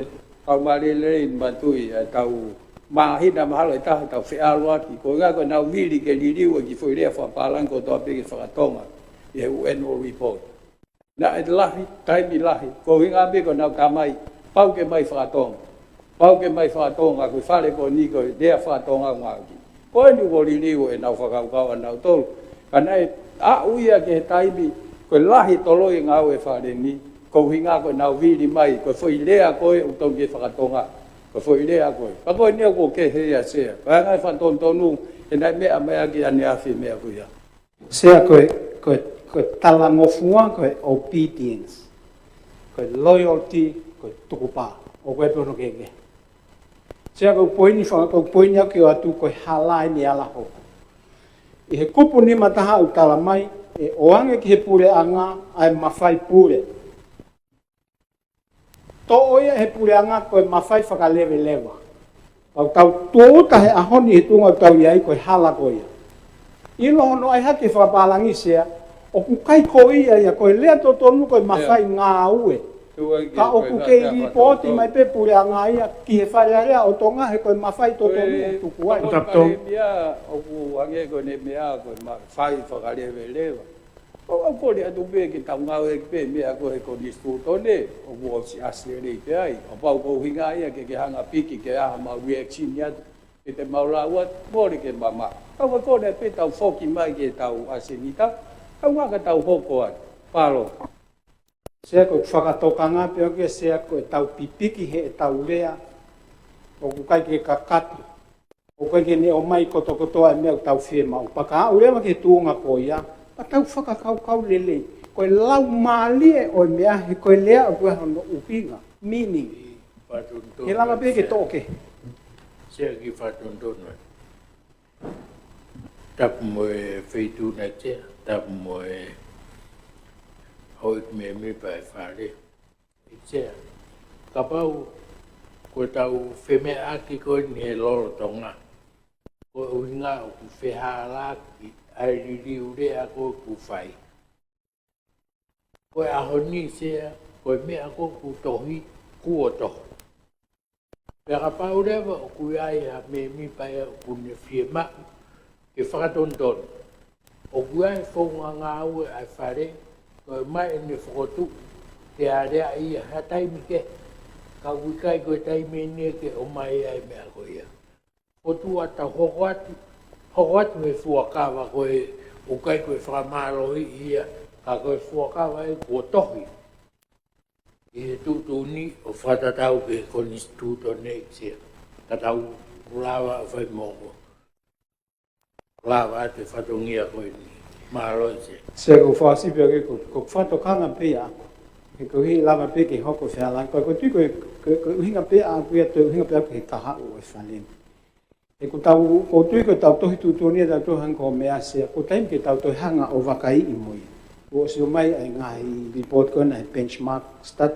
ai community ke whakatatau at mua ngai konga tau me ake ka kon whalu fua ku whaha ku ia se ko lau maria o mea ko te lea ake i moa i he o tua mafi ko mea i o mahu inga ko ha lea ko te puakpa te uhinga ki ai ko mea i tau tokanga he hoko whihala ka konto ko kurea ane nai ko ki ma hala ma fai pure ko ma fai ke pure whakarelewa ki he koloa e whonua o ku hala ia ko lea whakapapalangi o ku tonu o atu pe a executive authority ki whai ake whatonu ai au pe ko nai hala o whakawa nei te toi whafoke ko ia ko me e nei tu gos mea mai aki e toa o whakawa ko ia o ko ka ningo fuana e whakawhihu ia o ko fua ke tau whihu i whafonga o ko fua ka ko whakatokanga tu aku ia sea he ko mea tatau ena tau lotonga ua he fuhorisi ko ni tau lotonga ua ai ko hinga pe te ke whafoki tari pe kai io pe kai ko pore pe sea whamore more pe te ke io pe kai o ke whatontona te pare mia malolo he isiu ko e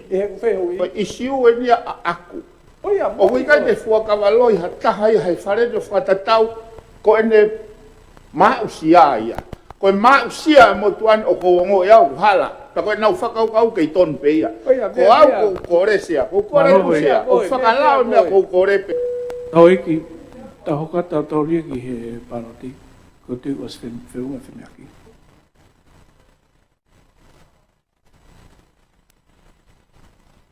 Pea ki lana.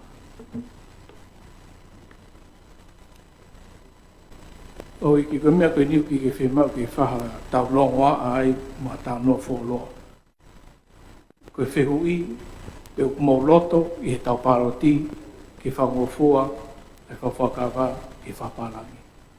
Mahino kehe ho mō whauhinga. Koe mea whawhoi tutui pe ia ke mō whaha i o mō paroti. Te kore ke karake, paroti whotu ai Ikmista Polisi i whakaata i ne whawhakawa i whaparangi ai koe tau ngau e aki e tau mawhai i he kupu whika tolu o tau toi tutuni. E tū whatawha aki e tau tutun whika wataha kai whangofua ki whaini whakawa i whaparangi. Ua paitari, te ukore ke karake ki whai whakawa i whaparangi. Ua paki ki tari, te ukore ke karake ki tuangi ni whai mari ki whawhakawa i whatonga. Se, amal mare pe whetuna. Me mai Krista tanapa. Tap mai whetuna i sea, malo e lau mari, malo e kataki. Tap mai tamprinis klauni. Tapat e paremia e peheke e tong paremia. Tapat ki he au eiki me mi pa wharearea tonga, kau mau, kau ngā whawhonga e kakai, ka peheke kau whawhalangiangi wharearea tonga. Sia te u ki nongno at pe, o ngosia o whare se. Ka veanga pe nia e whakaukau e motuan se. E whamore mo e whare.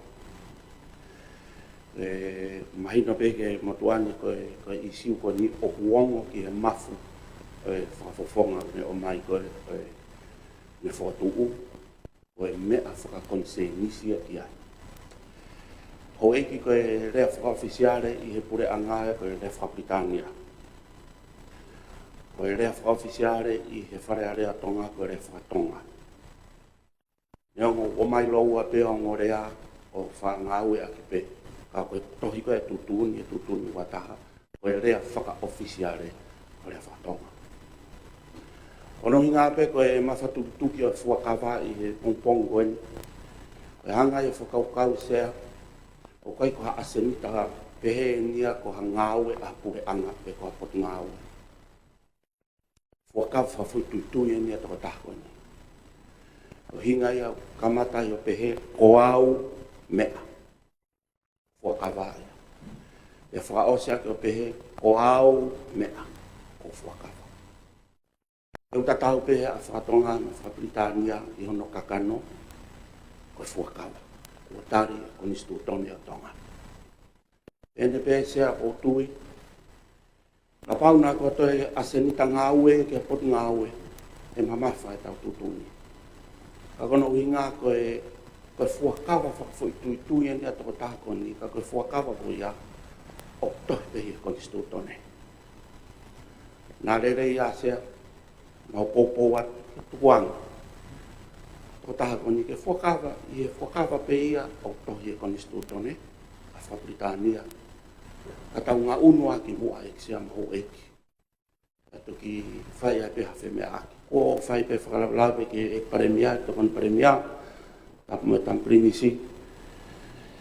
Ranga de whakaukau sea na koe halaia ke tau ngā unua ki mua kono inga koe i siu pe ia whakafoi tui ko e te fuakawa a kita. Tau mai a kune hanga o whau mai a fuakawa Whakapritania ko ostohi ia i a kone stūtone. Katuanga ke Filipa uhinga whai atu ai pou sea. Nā lawa ke tau ngāue a ki kuptau o tutuni a wharearea tonga i a mawhai a whituna. Ka lawa ke poupoua e whahoka a fuakawa e pauponga koe ni o whakatatau ke hanga no konistu ono konseni si ka ke whakatatau pe ke konistu toni o tonga si a koe poupoua te ka tau no whamramore atu hou igno pere koulawe i pe na tula tu whaholo mai a whare a pe ke kaunga whafofonga ka mo whamramore na lava maua a fui hala te tau fōua ki bua ka hoka te tau ngāue. Ko ki tapo wat pe se po wat malo ka ta ke fituna malo ma fa ka mari ma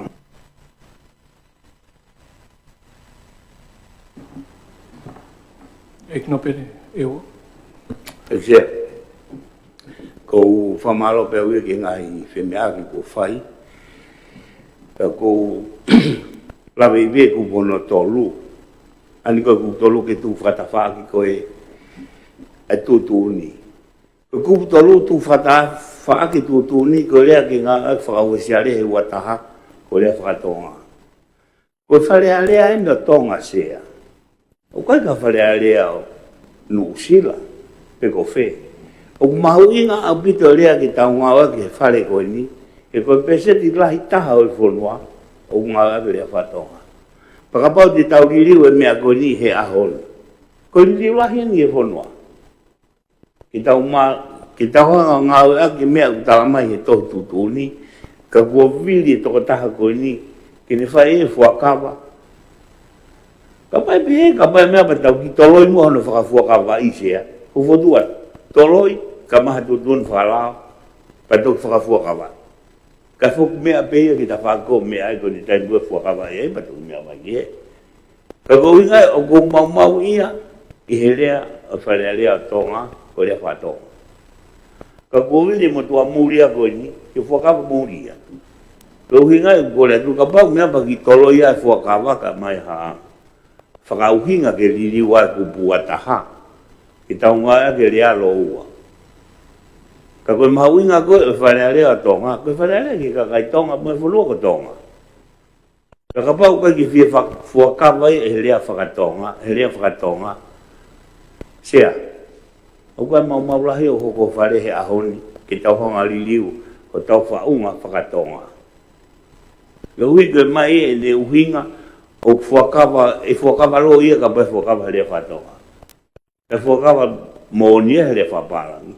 Ka uhinga e kore tupe aksia, ko mea koe ni o perepere ngesi au pito, ki tau ngau e aki hatoe mea, i whare a rea tonga.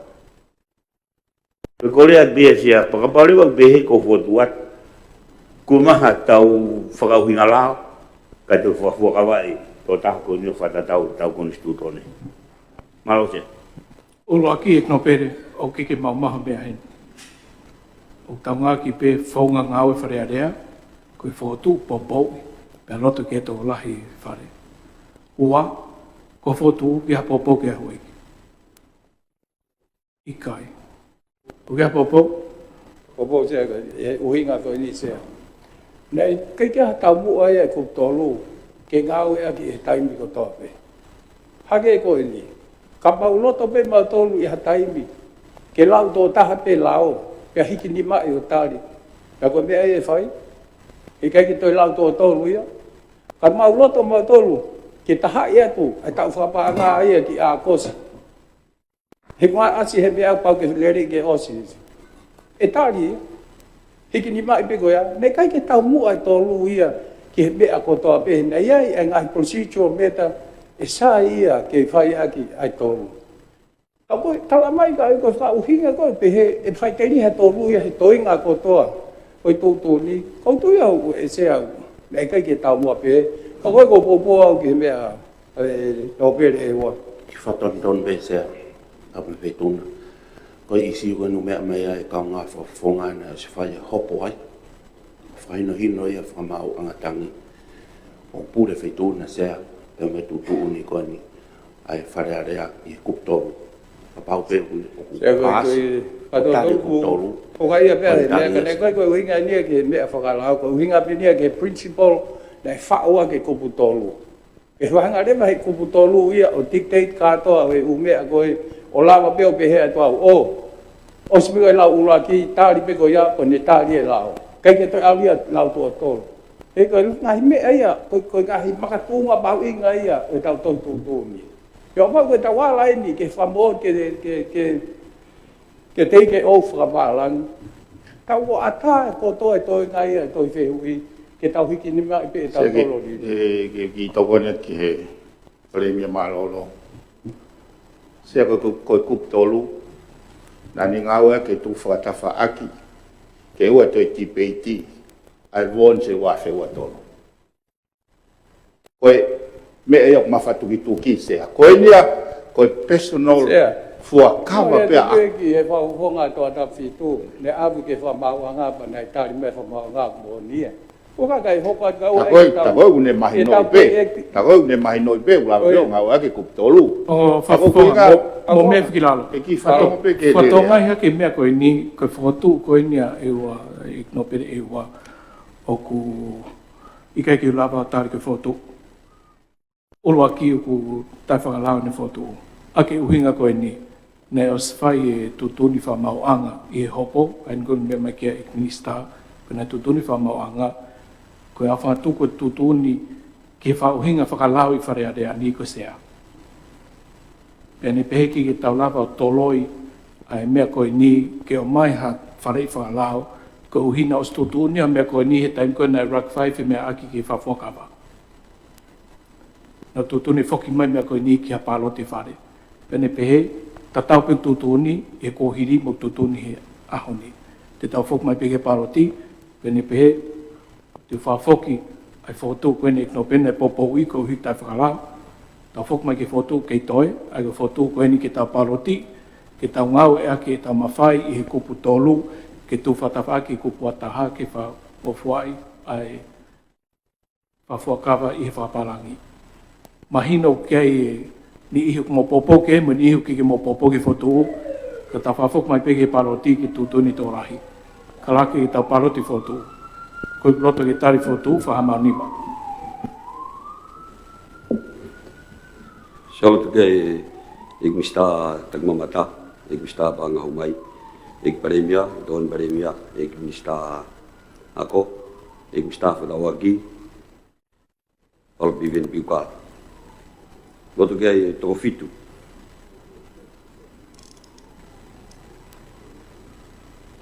Ko vi kai loto ki he foto fa manima. Ke lot ke tita fa vi bloka sa so valen. Tulsi lente sa mi ku ta vai pulu. Ek mi sta ngahi ngaflot fonwa. Ek mi sta mo ui. Ek mi sta ngowe. Isalin haines blinis kalani val fotofi. Ek no pere nuk. Ik no pere pihangan, ik no pere fohe, ik no pere tuivagano, ik no pere vaya. Ngek loto ke toko nguful matol, tatol.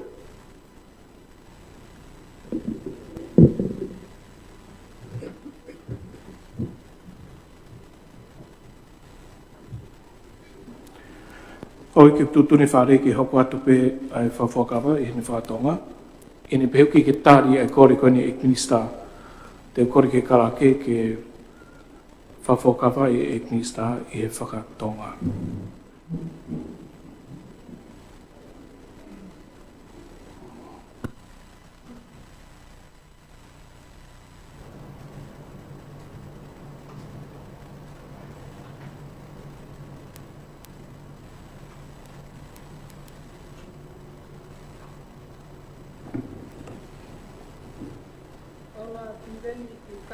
Ho fuakawa i a o wharealea o tonga, o whakatatau ke tutuuni ai kupu walu tonu o i konistu tome o tonga.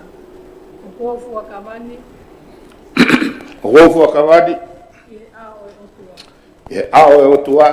E talango fua mooni ki e ne afioko tupowoni. E talango fua mooni ki e ne afioko tupowoni. O tui totono tonga. E tauhi maoni oni mo hauhawa. E tauhi maoni oni mo hauhawa. Konistu tone mo pureanga o tonga. Ia whai ai ngāu i he potu ngāwe. Ia whai ai ngāu i he potu ngāwe. I ngataanga o e kumawhai. I ngataanga i kumawhai. Ko uhi ke lelei ai tui mo pureanga. Ko uhi ko lelei ai tui mo pureanga. Ko au paula piven piukala. Ko au paula piven piukala. Minista ke ngai business ai pureanga. Minista ke ngai business ai pureanga. Minista polisi. Minista polisi. Minista ke tamate afi mo mea whakokwa. Minista ke tamate afi mo mea whakokwa.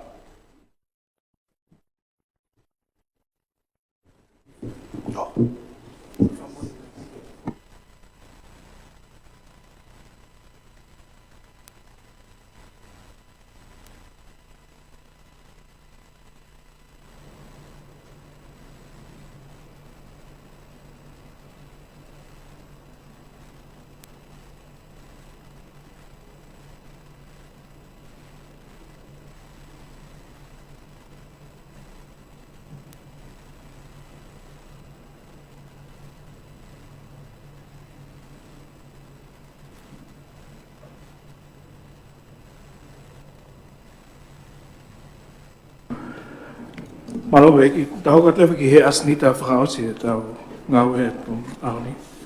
Ai koe mimi pa ngahi komiti whawharearea. Te kore ke kalake ke tu hake te pire.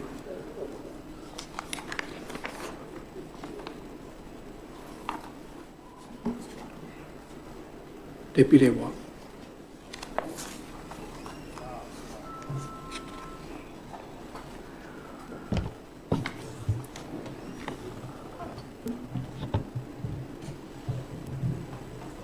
Kalake ke lau mai kau memi pa u komiti u kamata pe me komitu ma ke lau.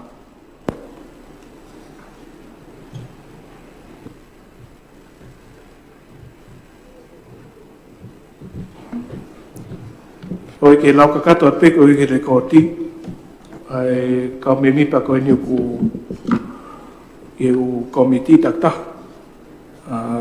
Pea no osko hono lau te u whaatat ke o mahamu ngahi fotu ka pau ke awha tontonu ki ngahi memi pa koe ni. Ka ke koe komitu ma ke lau. Roki komitu ma ke lau. Memi pa lot whakawhanua, lot i wakano. Ana bol tanela ri ko hifo fusmalohi, ana bol mo are finau, ana bol sami kuita vaipulu, ko se ai.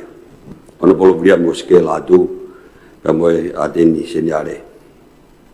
Memi patari fagi, hoi fofofonga no pere, sisalin hainis pilinis kalani val fotofiri, ka mo lot nuku, hoi minista, ana bol kuhila mo lang fasi, ana bol palo piven piukala, hoi fofofonga kakai, ana bol sias, ofa ki mahfulau samaren, ka mo ana bol tevita fatafi puloka. Komite noa, komitu mau ke asenita. Memi pa, lot whakawhanua, sea.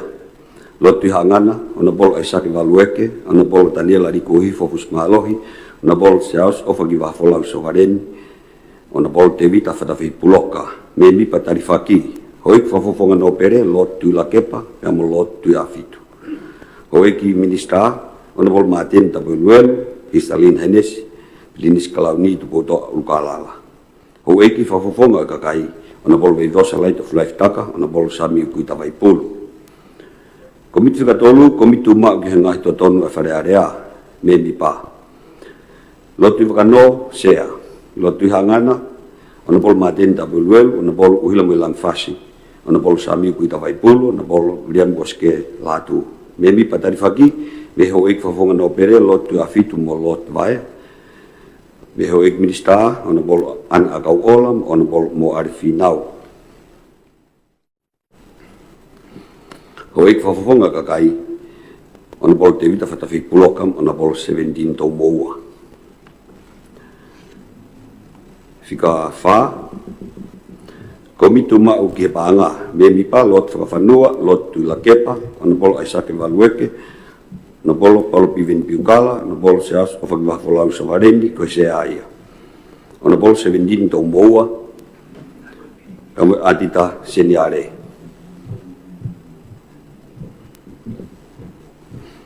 Bebi patari whaki, hoi whawhanau pere, o lot nuku me mo hisalin haines pilinis kalani val fotofiri. Ho ek minista, o na bolo taniela di ko hifofus malo, o na bolo maten tapeluelu. Ho ik whawhawhonga kakai, ona bol John Crutzen vai ata ione, ona bol sami ukuita vai pulu.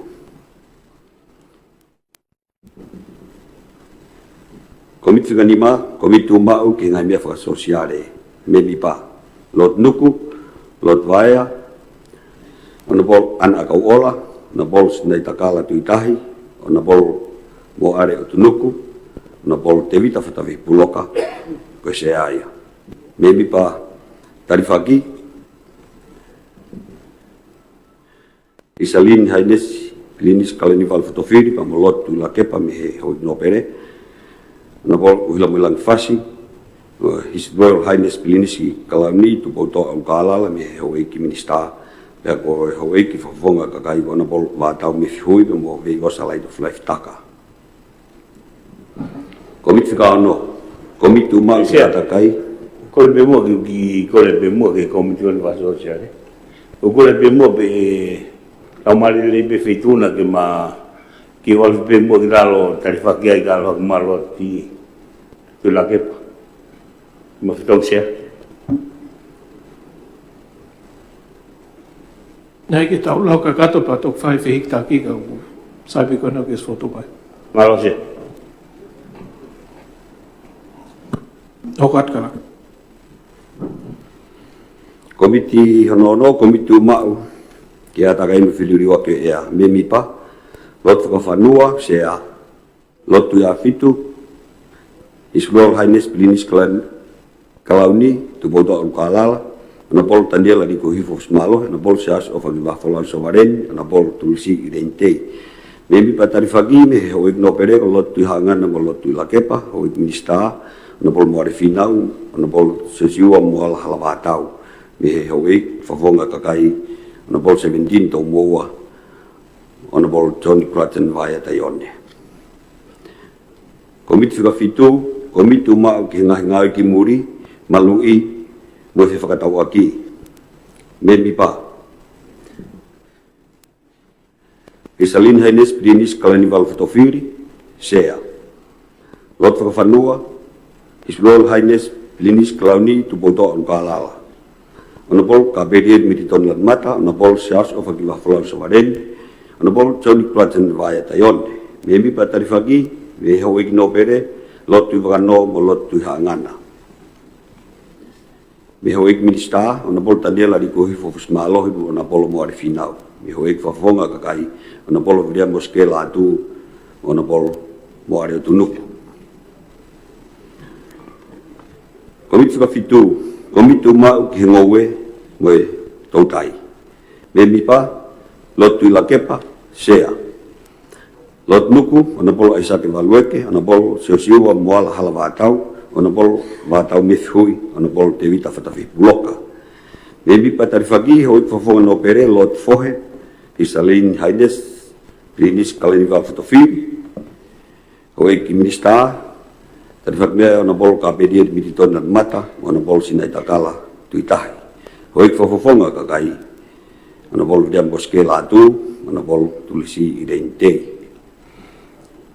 Komiti hanohiwa, komiti umau, ki ana whakawhepaki o tai whaido tonu. Me mipa lotu hangana, Isalin Highness Plinis Kalanival Fotofiri, maten tapulu, ona bol maten tapulu elu, ona bol uhila melang fasi, ona bol vriam boskela atu, sea, ona bol moare tunuku. Me mipa tarifagi, me hoik no pere, lot whakawhanua mo lotu vagano, me hoik minista, na bol kapedieri militon dan mata, na bol aisake valueke, me whafonga kakai, na bol samiku itawai pulu, na bol 17 tau moa. Komiti ono ngufulu, komiti umau, ki tup tokolahi mo lang whakalaka, me mipa.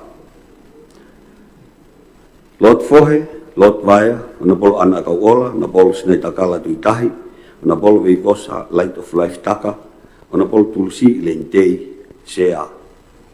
Emi petarifaki, me hoik fafono pere, lot fafanua, mo lot tuivakano, hoik minista, na bol uhila melang fasi, na bol kapedieri militon dan mata, me hoik fafonga kakai, na bol moare tunuku, na bol William Boskela tu. Wate ki he lahenga malolo e wharearea, me mipa,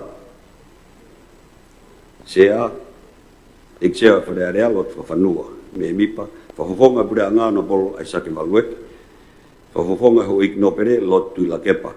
Whafonga ho iki whafonga kakai na bol sias of ang whafolau so aleni. Me mipa tarifaki lot tu hangana na bol taniela di ko hifo fusmalohi lot fohe amo ona bol sami ku itawai pulu. Haka tai piki he ngahi komiti whiri wharerea. Ai au ku lotonga wha. Me mipa ngahi komiti whiri e wharearea. Lagi, komiti whiri ki report whakatau e pure anga. Me mipa. Lotu whakano, lot whakawhanua, na polo aisake valuek, na polo maten tapueluel, na polo sami kui tawaipulu, na polo 17 tau moa. Me mipa tarifaki, whawhona o pere ko lot tuihangana, whawhonga me ho minista, na polo taniela riko hifo fusmalo, whawhonga kakai na bol te vita whatafi puloka. Ua, komit whiri whikauaki me totongu hila. Lotu i wano, lotu i awhitu, na bol uhila me langfasi, na bol maten tapuluelu, na bol samiku i tawaipulu, na bol William Boske latu, me mi patari whaki, whawhonga opere lot nuku, whawhonga minista, na bol Paula Piven Piukala, whawhonga kai, na bol John Klaten Vaya Taione. Komiti hono tolu, komiti whiri whikauaki me kau tahama kapuna lulu tai. Lot fohe, Isalin Haines Prinis Kalanival Fotofiri, Websea. Na bol Aisake Valueke, na bol Paula Piven Piukala, na bol Seas Ofagiva Folau Somareni, na bol Johnny Klatzen Vaya Taione. Mebi patari whaki me hoi no pere lot nuku, me hoi minista, ma den tabaluelu, me hoi pavonga kaya na bol William Boske latu. Fa komit whiri whikauaki mo hono whakaivia oe ofisia wharearea. Me mi pa. Na bol tanela riku hifo malohi, na bol te vita whatafi puloka, ya mo lot whanua. Me mi pa tari whaki, lot tui hangana, na bol aisake malueke, na bol tulsi i rein tei.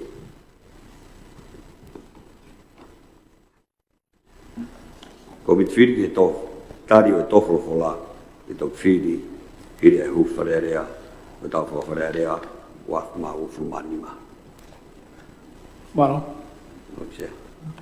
O iki whātāt ka pau ki ahahi whotu whengauki pa moe ka me mipa u komiti tūmau pa moe komiti whiri wharerea.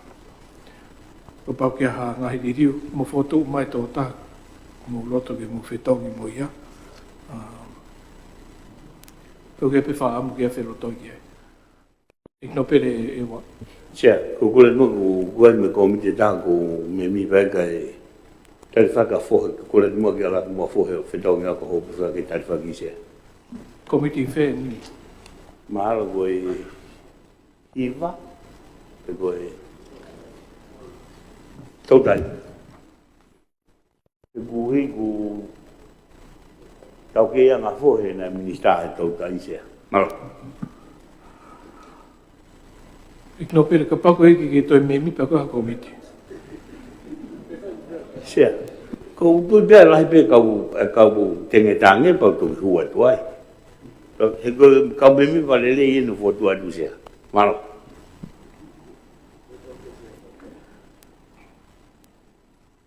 Patonga diri ko ia karake. Hoi ki te aha fotu.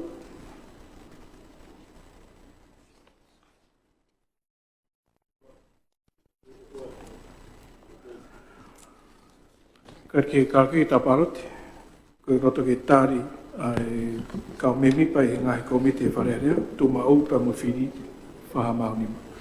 Sialut ka te tawhatafi puloka, sa soha ki mawhalau sawareni, sa miku tawai pulu, ik mista tagmamata, ik mista mo ui, ik mista nga whalat whanua, ik mista pangahumai, ik paremia, ik tokan paremia, ik mista ako, ik mista whanauagi, ik mista ngahi business ai puranga, ik mista ngowe, ik no pere nuku, ik no pere tuhangana, ik no pere fohe, ik no pere tuhangano, ik no pere vaea. Pea mo tulsi lein tei. Loto kia toko hongo fulmahiwa. Kaupi kai roto ke fotu whahamanima. Uki kai whahalota pehe eksea. Oi ko whamaroa te lava o kakato e tau asnita ki he aoni. Te u tore whanau nongo whare, mo mea ki tau keresu.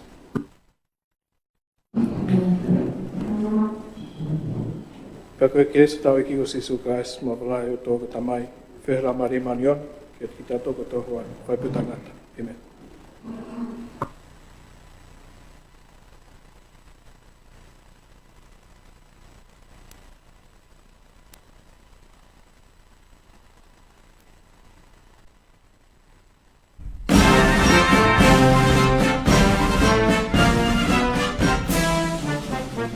Tunga i hanga lelei e pureanga Australia, o gumalawai ki mau whakamafola hanga tonu atu, a e to u wharearea o i wanoa ua wha.